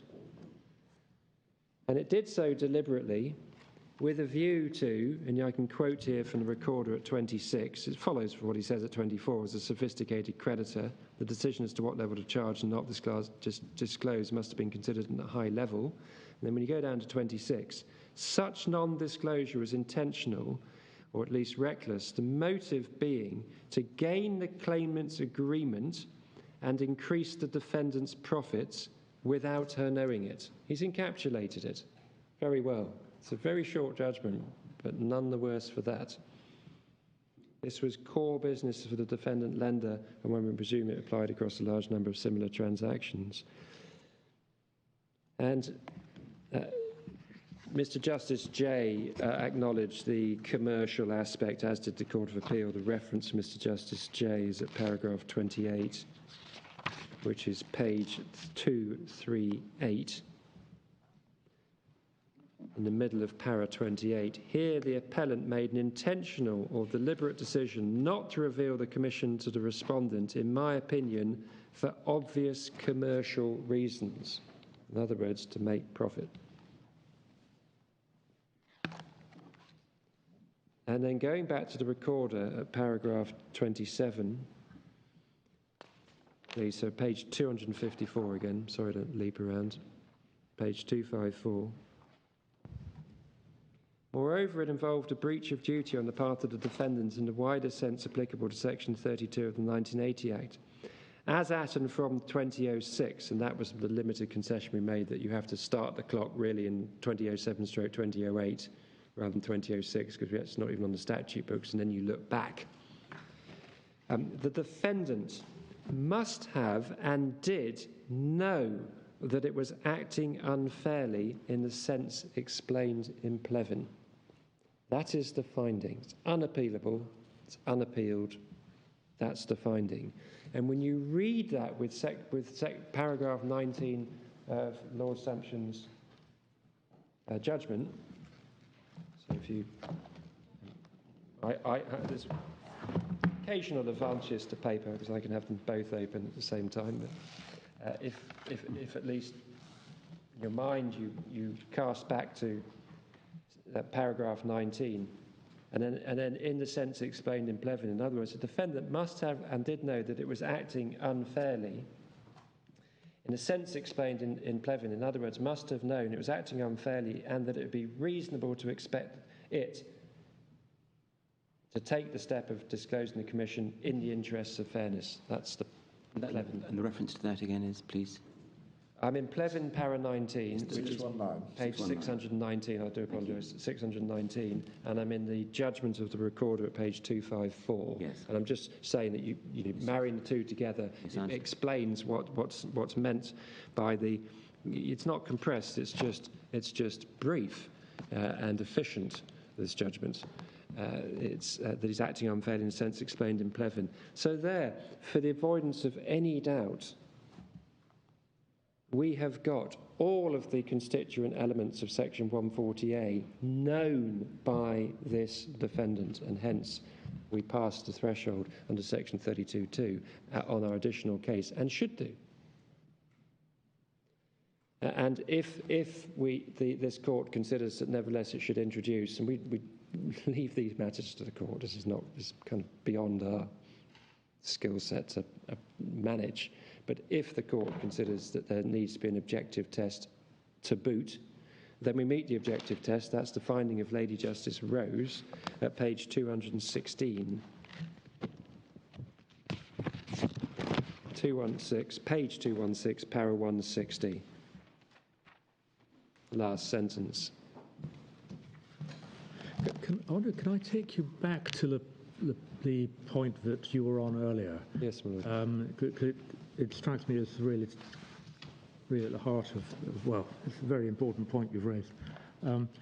If you look at what Lord Millett said in Cave at page 526, Yes, my lord.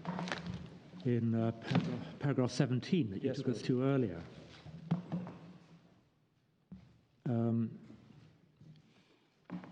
he says,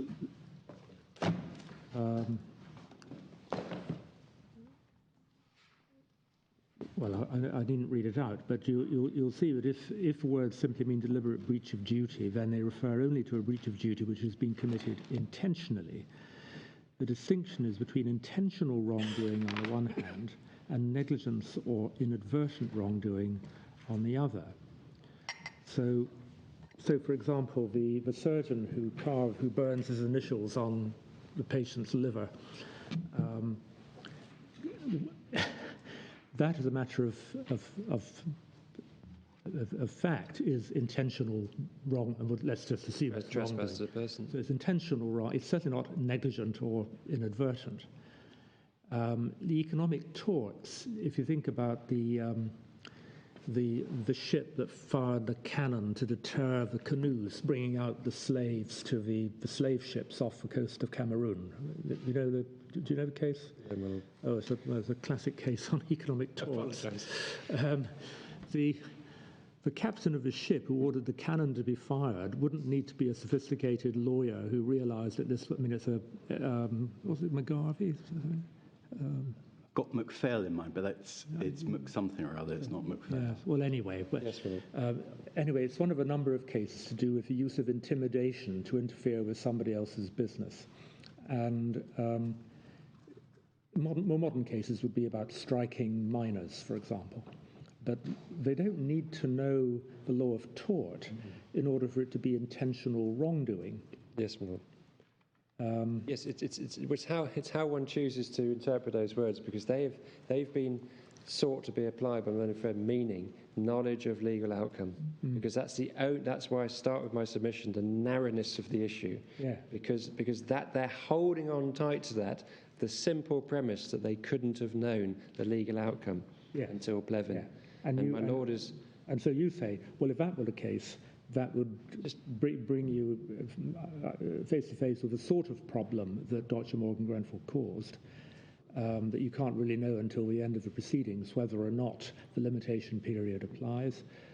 But it's not what Lord Millett was saying in that paragraph, where the distinction was simply between what's intentional on the one hand and what's negligent or inadvertent on the other. Lord, yes. I mean, there's obviously a language issue, because the moment one says something like intentional wrongdoing, someone can say, "What do you mean?"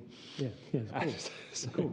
So precisely, and that's why I've sought. But the additional case that we promote, we believe, honours and respects that by saying it is knowing, like I've given an example, knowing you've been in breach of contract, knowing you've been careless, knowing that you've committed the constituent elements. That's how we describe it, if helpfully. I don't know, but that's how we seek to describe it. And it's, as my Lord says, it's giving content to commission of.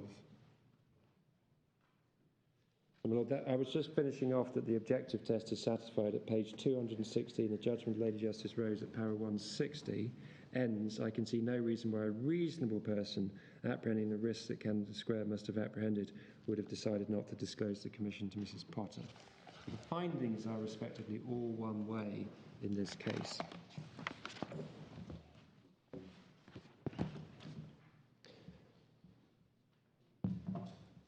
Lords, I'm now leaving my core submissions to move to the stepwise process of going through the other issues that I'd identified at the outset. So I'm now moving on to the meaning of deliberate following the Court of Appeal analysis. And this I've broken down into 4 stages. Firstly, what assistance is provided by the case law rather assists the respondent, not the appellant. So this is back to recklessness. This is back to Court of Appeal recklessness. Secondly, how it's legitimate and proper to have regard to the 1980 Act's antecedents. Thirdly, how they established that Parliament understood the old 26, Section 26, to apply where the defendant had been reckless as to the outcome, and Parliament intended to make the new Section 26 no more restrictive for claimants than the old Section 26. And then fourthly, I'll make brief submissions, further submissions as to how the solution arrived at by the Court of Appeal gives rise to a fair balance between claimants and defendants, consistent with the statutory purpose. So what assistance is provided by the case law supports the respondent's case? Can I start with the contractual and other cases that my learned friend prays in aid? This is in respect of what is meant by the word deliberate, and this is, as I say, applying the Court of Appeal analysis, not applying our additional case analysis. For these purposes, can I simply go to one case, the case of Burnett, which starts at 504, to show that everything turns on context, so that respectfully the court does not gain material assistance from a series of contractual cases, other statutory provisions in which Parliament has said deliberate and or reckless and so forth. But I can do it all through Burnett. This was a case, as the court can see at page 507, paragraph 15, concerned with the proper interpretation of a policy exclusion, para 15 at H, my Lord, deliberate acts, liability arising out of deliberate acts, willful default or neglect by the insured. So what is the meaning to be given to that policy exclusion? The appeal proceeded, see page 511, paragraph 33.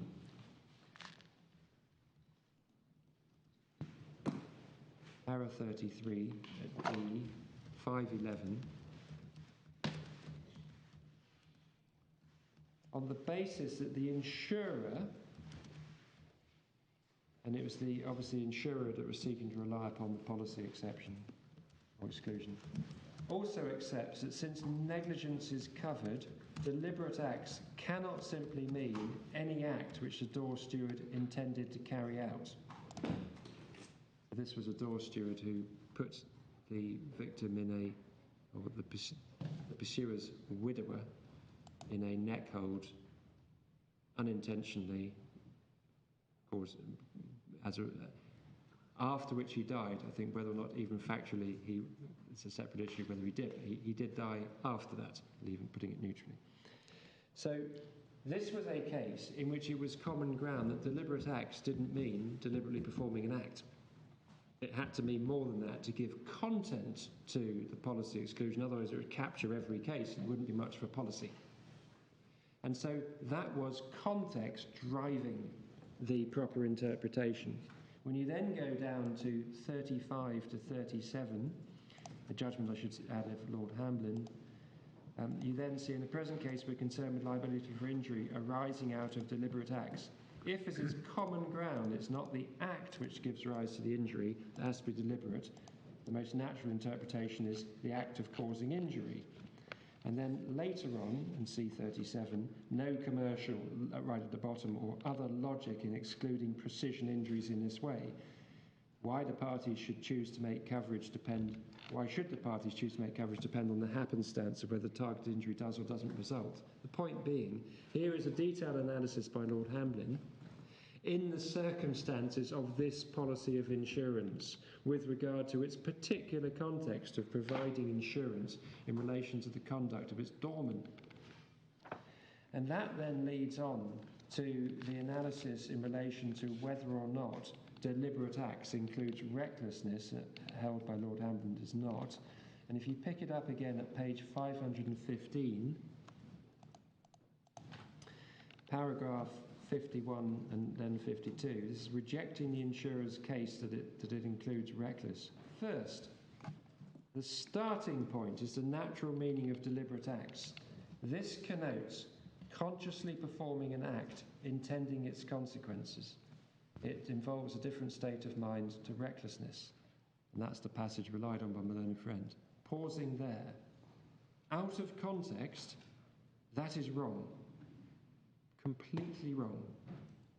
In context, of course, it's correct. It's judgment of Lord Hamblin's, judgment of the Supreme Court, determining the proper interpretation of this insurance policy. But out of context, it is not the case that deliberate acts connotes consciously performing an act intending its consequences. If I consciously touch a button, or if the description is deliberately touching a button, the natural meaning of that is consciously or intentionally touching a button. In context, it may be that should be held to mean it consciously pressing a button intending the explosion to be set off. That may be the case in a context, but it is not the natural meaning of deliberate act. The natural meaning of deliberate act is deliberately performing the act. It's because there was a concession that didn't wash in the context of this insurance policy that Lord Hamblin then says the natural meaning is consciously performing that intending its consequences. So in that context, that's a proper analysis. Out of context, borrowing from this and running with it doesn't help.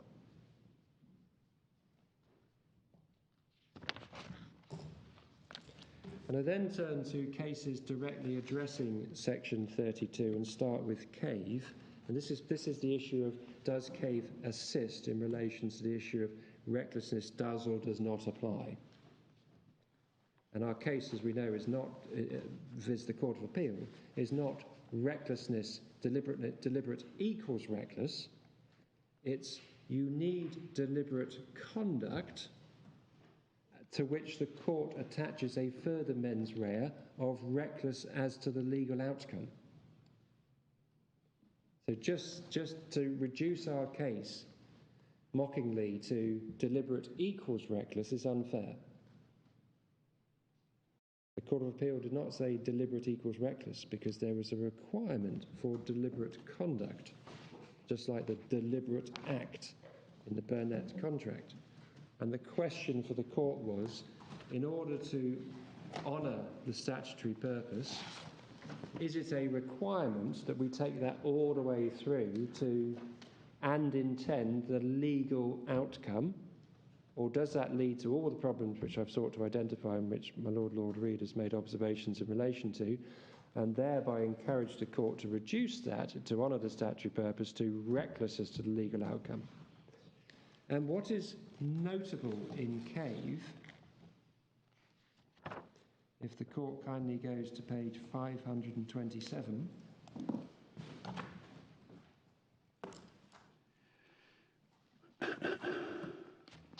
paragraph 20, is that Lord Millett, like the Law Commission report before him, quotes the section of Lord Denning's judgment in King and Victor that I've already made reference to. And that is the quote, C between E and F, which includes the description, to this word knowingly, there must be added recklessly, C Beeman, etc. Like the man who turns a blind eye is aware of what he's doing may well be a wrong or a breach of contract, but he takes the risk of it being so. The court will not allow him to get away with his conduct. And reading this judgment in its context, there is no indication other than that Lord Millett is approving the judgment of Lord Denning. He's not referring to it before turning and saying, and yet, in the face of that, I find, see para 21, in which Lord Millett has applied the reasoning in King and Victor Parsons. Concealment and non-disclosure are different concepts as para 21, but they have this much in common. Both require knowledge of the fact which is to be kept secret. A man cannot sensibly be said to be either to conceal or to fail to disclose something of which he is ignorant. In King and Victor Parsons, the Court of Appeal unanimously held Section 26B of the 39 Act did not extend to a case where the defendant ought to have known but did not in fact know the relevant facts which constituted cause of action against him. So it's very difficult to read 20 and 21 and think that there is anything other than implicit judicial approval. I don't need to go so far as say it's explicit judicial approval. It is what it is. But it doesn't sit well with a submission by the appellant that Cave necessarily supports their case. If anything, it sits in favour of a recognition by the House of Lords when giving the judgment, or their judgments, Lord Millett and Lord Scott, that knowingly should include recklessly.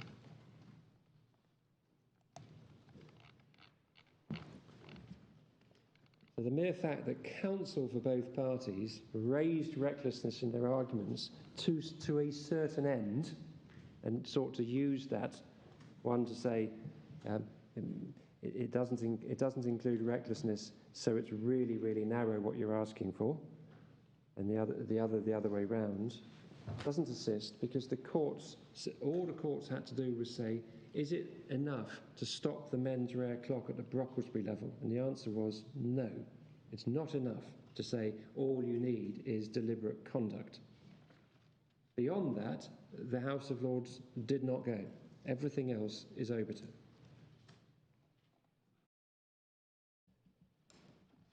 Then can I turn to the judgment of Lord Justice Mance in Williams and Fanshawe?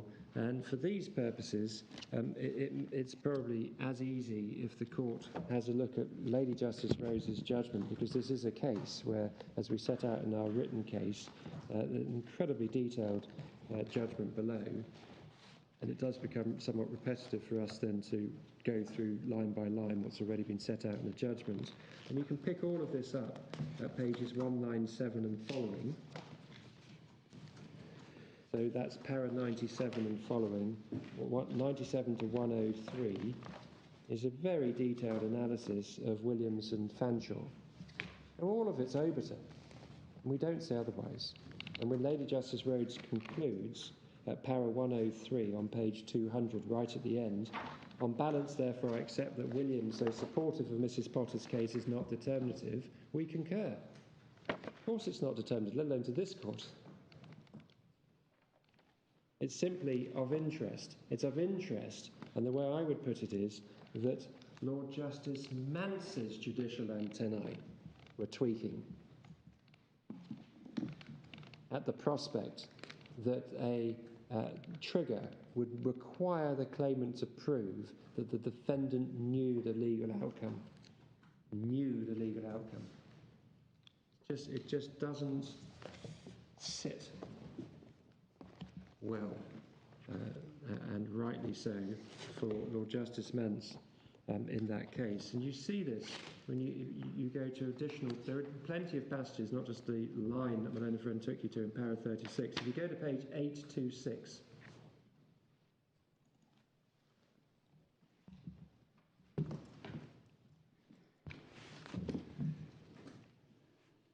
we're in 32.1b, but it's all about the mens rea aspect. And if you're in page 826, and kindly at B, which is in para 38, but actually at B, the plaintiff could not have to show that the defendant knew there was a right of action which would succeed. The subsection refers to a fact relevant to the plaintiff's cause of action. I consider there could, even on the more limited reading, be deliberate concealment within the subsection any case where the defendant deliberately concealed a fact, realising it was relevant or reckless as to whether it was relevant to an actual potential claim against him, even though he might himself believe any claim would have pursued proved to be ill-founded. It's the essential point. It's come in a different route, but it's none other than Lord Justice Mance, and he's tweaking. He's not happy, judicially unhappy with the prospect that this is going to be limited, because he can understand at the outset it's just not going to apply. Defendants persuade themselves so easily. It's a submission we've made in writing in our case, essentially borrowing from Lord Justice Mance. The defendant might have its own beliefs, and then he references Beeman. And then a friend says, well, maybe it's all Derry and Peak. It's Beeman. He references it. I'm going to take the court to Beeman later.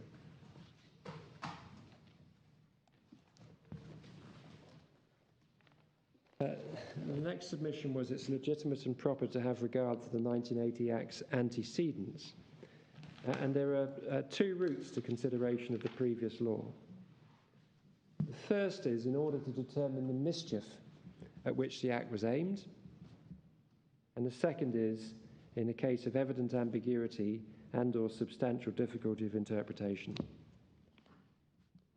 So for the first scenario, the determining the mischief, can I again go back, please, to Lord Millett in Cave, page 527.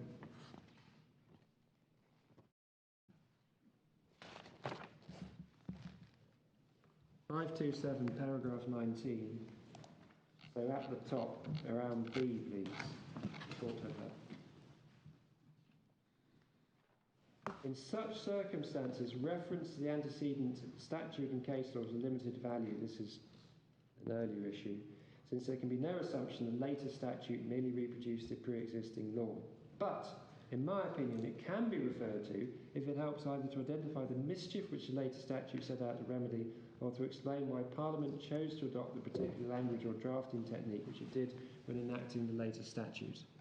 So even before we get to the world of pepper and heart, here is Lord Millett in Cave, in section 32, saying this is legitimate and I'm going to do it, because he does. That's the next para 20, referencing Victor and Parsons, King and Victor Parsons, and then 21, applying Victor Parsons, and 22, Beeman. And that is of a piece with the approach of Lady Justice Arden in Giles and Rind. If you kindly go to 555.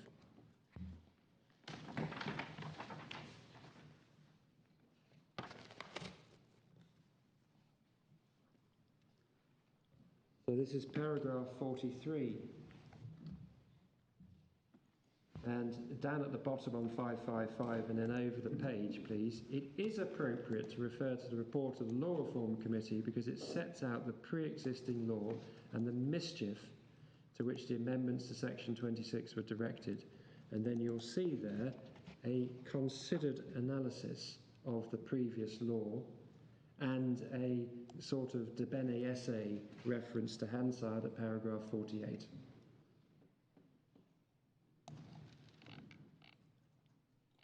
So before Lady Justice Arden gets to the consideration of Hansard, she's had consideration to the previous case law and the law reform report. So there is, respectfully, we would submit nothing offensive so far. And contrary to the position adopted by my learned friend in his written case, I don't think we had this submission made orally. In both of those cases, the higher courts were addressing different language to the language of the old statute.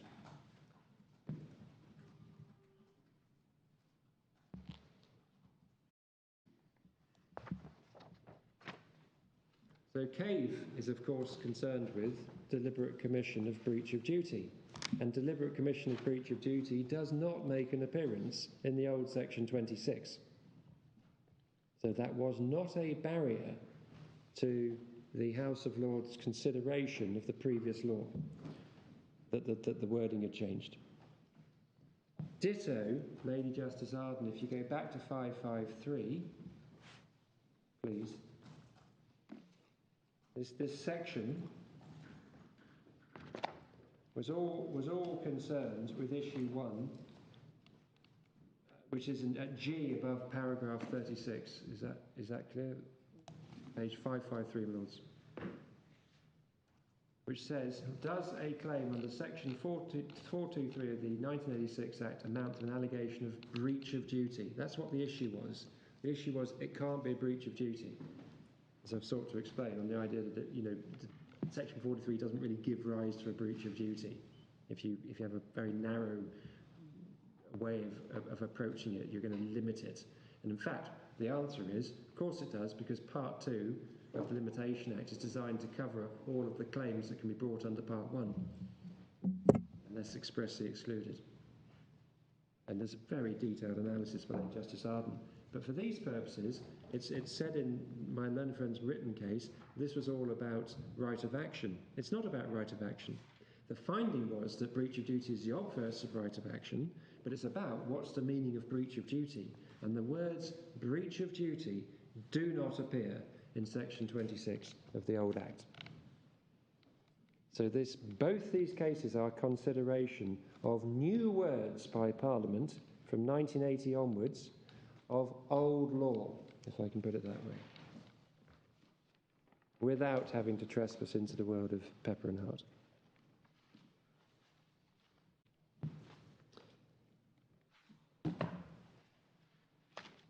So to that extent, for sure, in our respectful submission, this court, when considering how to frame its judgment, is entitled to have regard to the old law.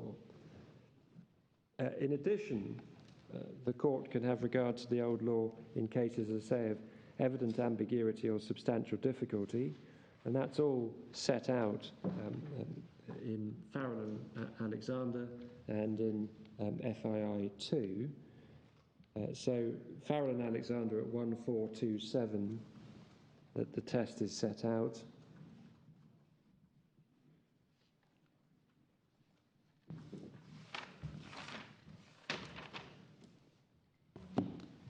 And see FII 2 at page 740, where the majority, faced with evident interpretation of substantial difficulty, is found at the bottom of para 102 at H, considered it permissible, referring to Farrell and Alexander, and necessary to consider the previous case law in some detail. Making it, in my respectful submission, hard for the court when the fact that that's about mistake and the word mistake has been used, it can't be determinative for the court then to close its mind to what happened before in relation to this case, but that would be a matter for this court. Yeah.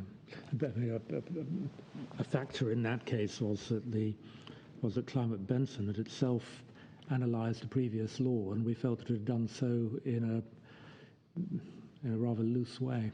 My Lord, yes, it's a recurring problem. It happens in a case called Lowndes as well. You get, I can't really deal either with submissions of counsel who's relying on the order without looking at the old law, or with the previous case. I understand that. That might seem like something of a cheat to get in there. I can see the purist might struggle with that, but respectfully, I think the reality here, I'm just seeking to make very short submissions now as to how clear it is that it's unclear. That there's ambiguity, and thereby we do, on any view, trigger this. The whole issue of the interposition of the Limitation Amendment Act 1980, at the risk of having completely missed the concerns of the court as expressed orally in the Primio appeal, I simply don't see. I see it as a stepwise analysis. You've got a consolidated act, which therefore assumes that law hasn't changed. There are circumstances in which you can go backwards, that is, in a case of substantial difficulty or ambiguity, which I've now got to trigger. I do then go back to the Limitation Amendment Act. I'm now, as if I was always there, and I look at that act and I say, is this comprehensible to me? If it's not, and I've got a problem, I'm entitled to go back when I have again triggered the same point, which is substantial difficulty or ambiguity. There could, in theory, have been 4 such acts that have come through, or 9 or 12. It doesn't matter. I don't actually think it's a numbers game that impacts upon the outcome. In terms of ambiguity, submission I should be able to make fairly shortly. I've taken the court, and my Lord Reid has taken me back to paragraph 17 in the judgment of Lord Millett, and we've got the actual words can mean either deliberate commission of an act which subsequently constitutes a legal breach of duty, or deliberate breach of duty. But of course there's a third way, which I say is the right way, which is to honour the language, which is deliberate commission of the breach of duty. So there's an ambiguity. We're in. I mean, that's the House of Lords saying this is not straightforward. And the submission I made earlier, it was not resolved on the basis of clear language. It was resolved on the basis of statutory purpose. And once it's then recognised on the proper authority of Cave that it's not enough to get to Brocklesby level of deliberate, that leaves open the question, well, what additional mens rea? Because I have had a deliberate mens rea, which is why when it's not simply being said deliberate equals reckless, these are limited to cases of deliberate conduct, and that opens the door to what next, and that what next is unclear. And the court is striving to identify the sorts of principles that should apply. And there's an interest. It's not determinative necessarily for the court. To open a door to look at the antecedents doesn't mean that there is an answer. There may or may not be in the court's opinion. But you open a door to look to see if you gain any assistance from the antecedents, and that's this process. 32(1)b, again, rather almost goes without saying that it's got ambiguity, because what we've got is deliberately concealing a fact. Those are the words. The current state of law isn't quite as my learned friend says, but that's a detail for these purposes. Certainly, it's said to involve a duty in the case of an omission. Does that duty involve a legal duty or a Limitation Act duty? And then it involves an additional mental element. We're far off the wording, so we must be in a world of ambiguity. And read the judgment of Lord Justice Manson Williams, where you can almost sort of see the mind whirring as he tries to grapple with the permutations available under 32(1)b, all of which evidence the ambiguity. I'm pretty sure he says so in terms in Williams, that it gives rise to ambiguity or word just to that effect. Yes, it's paragraph 28 at page 822. This wording is open to differing interpretations, putting it mildly. Page 822, para 28. So turning then to the antecedents, the question for the court is what Parliament understood the law to be when it elected to enact new legislation. And that's important. And one that's must be right because it's about understanding why Parliament has chosen to do what it's done, so it's Parliament's deemed state of knowledge. And 2, see Loseley and Forbes per Lord Lloyd, if you kindly go to page 1724. 1724.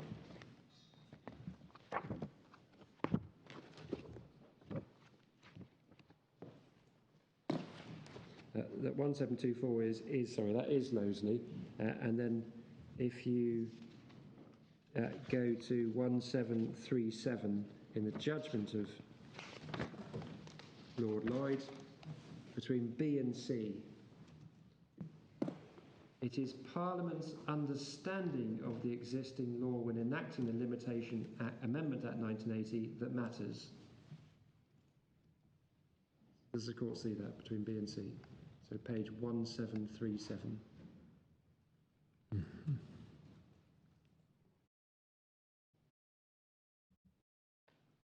Therefore, the court doesn't need, for these purposes, to engage in the sort of detailed analysis that my learned friend's written case involves of Beeman, what actually was decided by Lord Green, what actually was decided by Lord Justice Sellers and the like.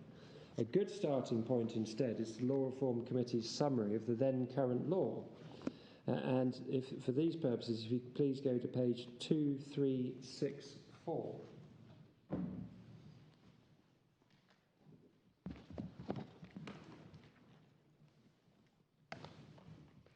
2364.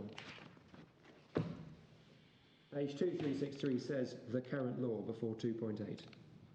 And at 2.11, we have the Law Reform Committee quoting that passage from Lord Denning and King and Victor Parsons, see at 2.11, 2364 to 2365, which includes the section, to this word knowingly, there must be added recklessly. That's over the page. And then at 2368,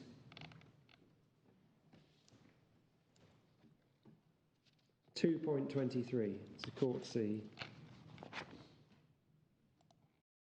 It's evident from the judgment of Lord Denning MR quoted above that both the title and the wording of section 26 are misleading in that, too, it embraces recklessness. There's no doubt that's what Parliament understood. You don't actually have to grind through what was actually decided, what was the ratio of one case or another for these purposes, because that's what Parliament understood to be the case. Which paragraph, I'm so sorry? 2.23, my lord. 2368. Thank you. Under the heading, the concealed fraud approach, which was subsequently adopted.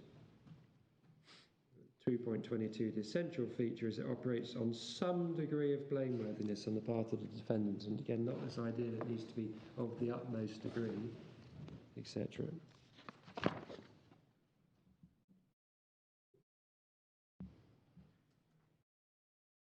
In relation to can we discover what Parliament intended, that is a matter on which obviously you've already heard submissions, I think, twice or three times, because you've heard them in Primio. You have a very detailed judgment from Lady Justice Rose.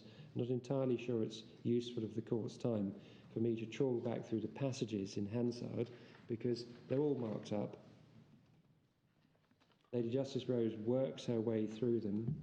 Yeah. This court will have to decide whether that constitutes a clear statement that's relevant. What I do wish to do is just to focus in on one part, and that is if you go to Lady Justice Rose at page 209,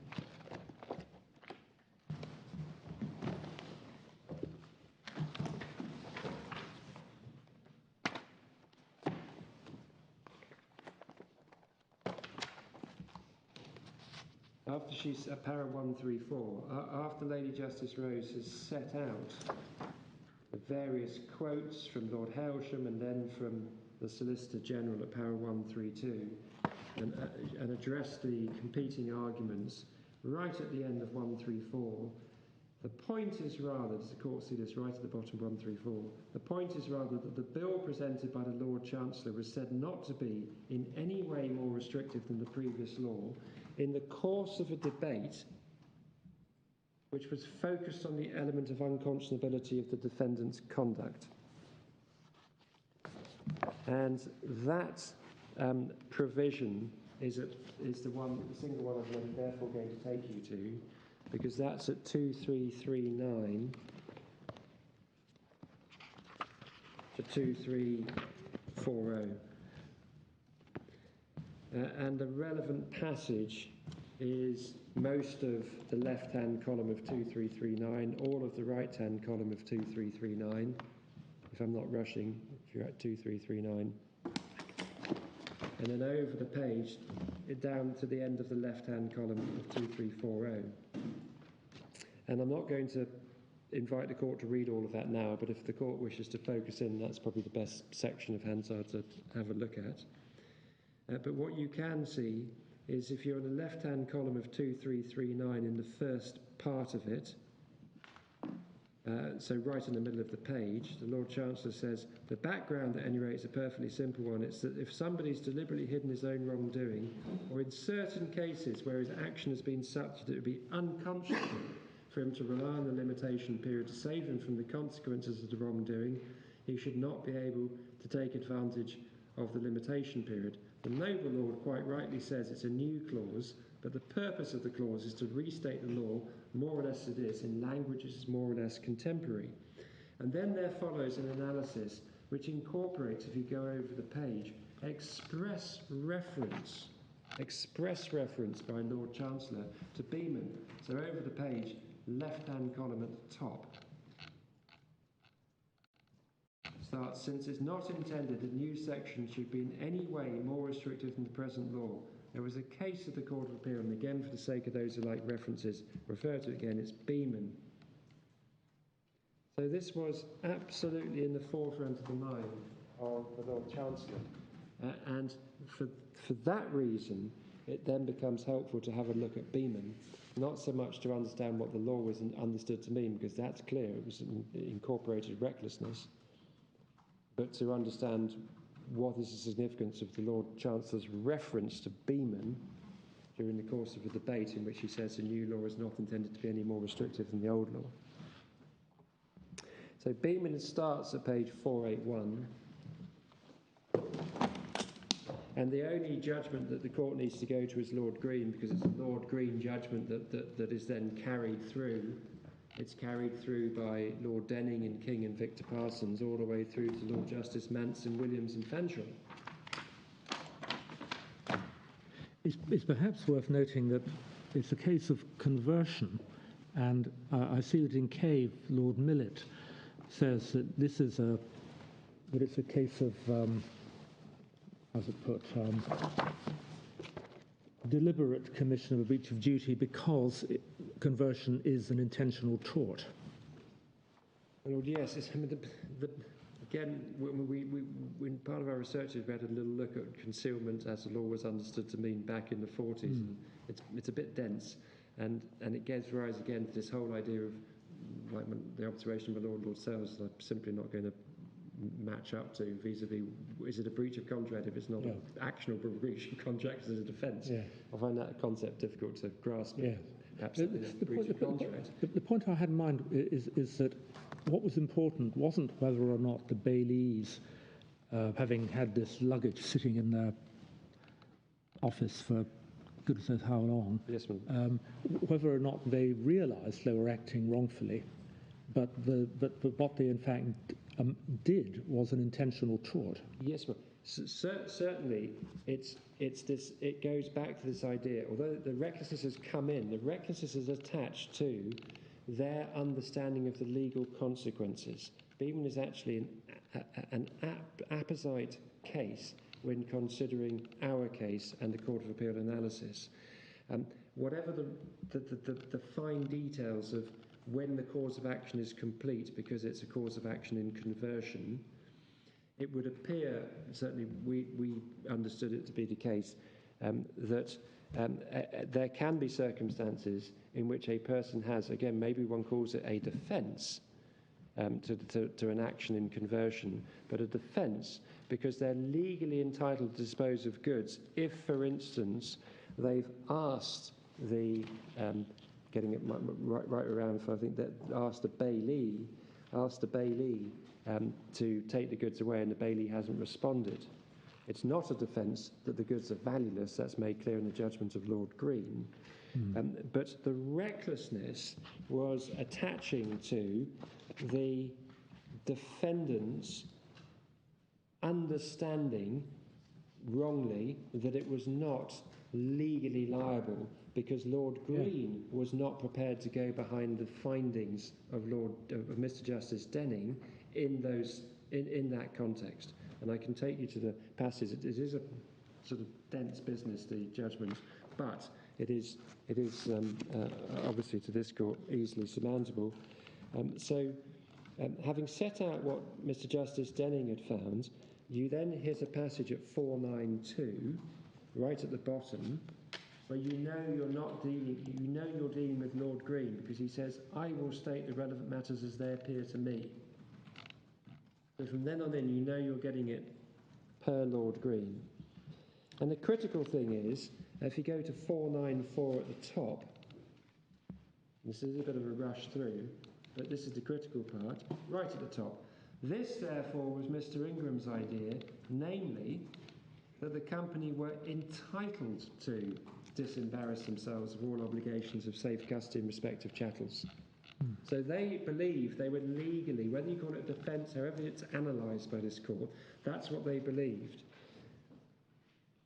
And importantly, it made sense that they could have this belief because of their commercial benefits. You get a 495 at the bottom, otherwise Lord Green wouldn't believe it, but he says, so about 5 lines from the bottom at 495, if it had not been for the fact to which I refer, that the dominating influence which was weighing with the defendants was, in my view, clearly the desire to obtain the commercial benefit of embarrassing themselves of an obligation which would impede the closing down of the business over the page, then I can understand the answer to my question might have been in the affirmative. Carrying on, but the fact that they've acted with an eye to securing for themselves a commercial advantage appears to me to make all the difference. It explains what otherwise would have been inexplicable, namely the recklessness with which they formed their conclusions. So that was their conclusion that they were not legally liable.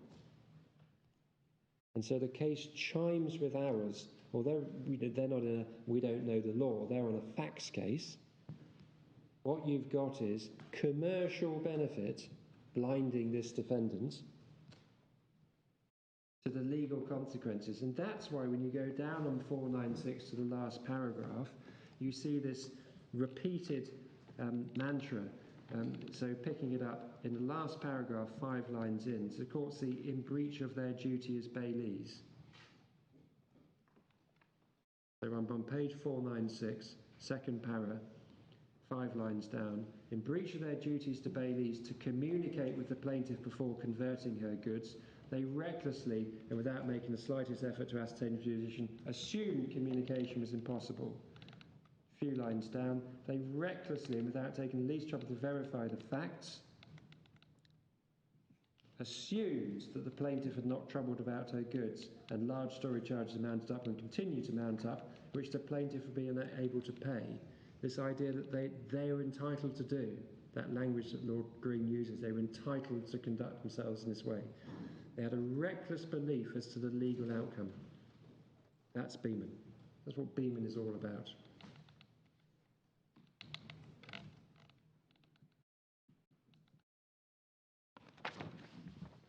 And that's why Lord Hailsham's reference to Beeman in the passage that I've taken you to in Hansard does assume a great significance in line with the analysis of Lady Justice Rose. This is Lord Hailsham wholly alive to recklessness as to legal outcome.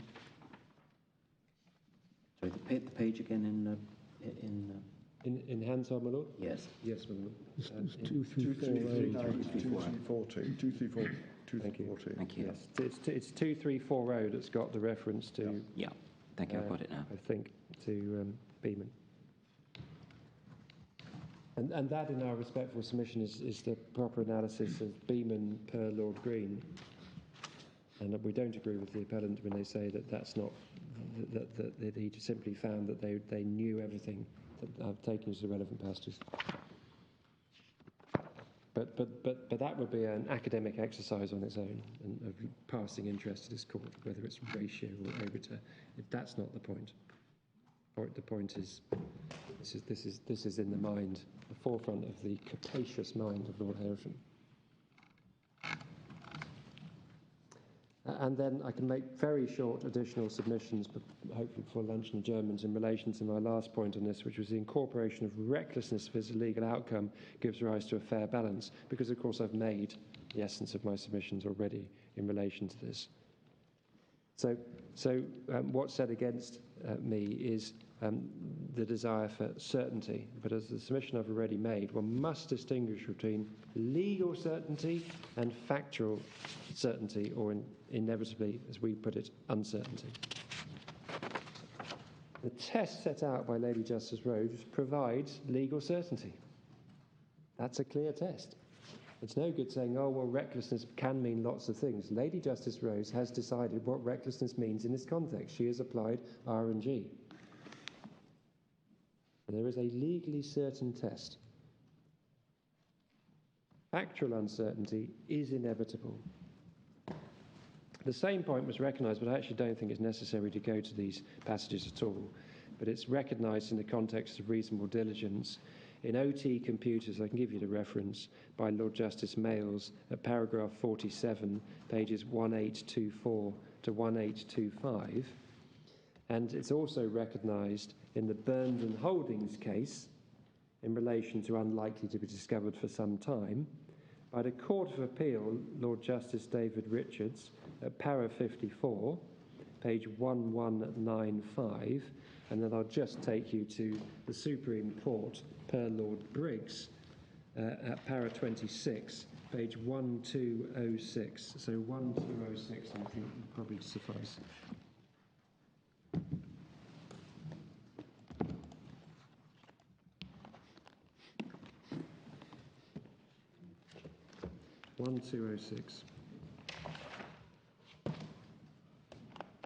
Para 26, in the middle, whatever the correct interpretation of section 32.2, there would still be fact-intensive issues calling for a trial.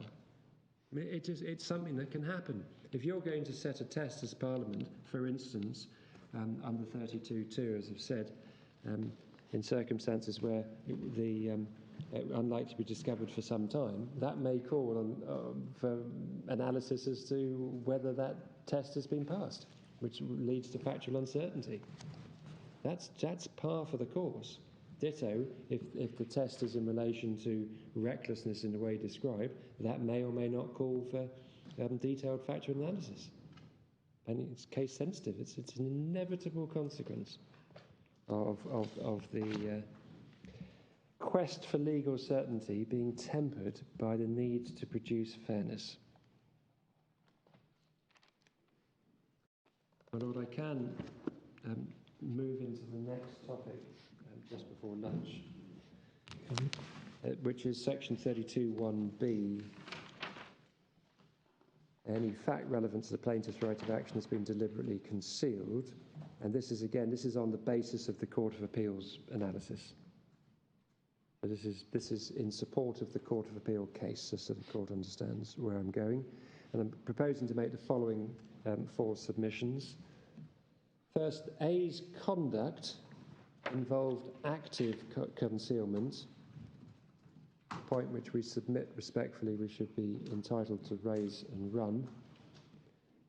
2, following the Court of Appeal analysis, it's only necessary, if we're in an omission case, to establish that the defendant was under a duty in Limitation Act terms. 3, in any event, the defendant was under a legal duty to disclose. 4, the mental element is on an either-or basis, either mental element in relation to duty to disclose or facts are relevant to the cause of action. Sorry, could you repeat Yes, my Lord, sorry, I'm rushing it. The appellant's case is that there is an additional, we're calling it mental element because that could be knowing or knowingly or recklessly, in relation to two elements. You've got to get through two more limbs. You've got to establish that the defendant is either knowing or knowing and reckless, if that's the test, that the fact, which is relevant to the cause of action, that in an omission case there's a duty to disclose. Sorry, you'll have to start this point again. You've lost me completely. I do apologise. Yes. Your point 4, could you start it? My Lord, yes. So we're looking at the Court of Appeal case, and we're saying it's active concealment. If it's not active concealment and it's an omission case, then you don't need a legal duty, you need a Limitation Act duty. Yeah. In any event, there's a legal duty. Then, on top of that, there's the current state of the law. The current state of the law in the Court of Appeal is that you need an additional mental element. We say on either-or basis, so either in relation to the duty to disclose or in relation to the fact being relevant to the cause of action, and that we satisfy the test. The appellant says the case law establishes you need both, mental element for both. And the description mental element is shorthand for whether it's knowing and or reckless. That's the current state of the law.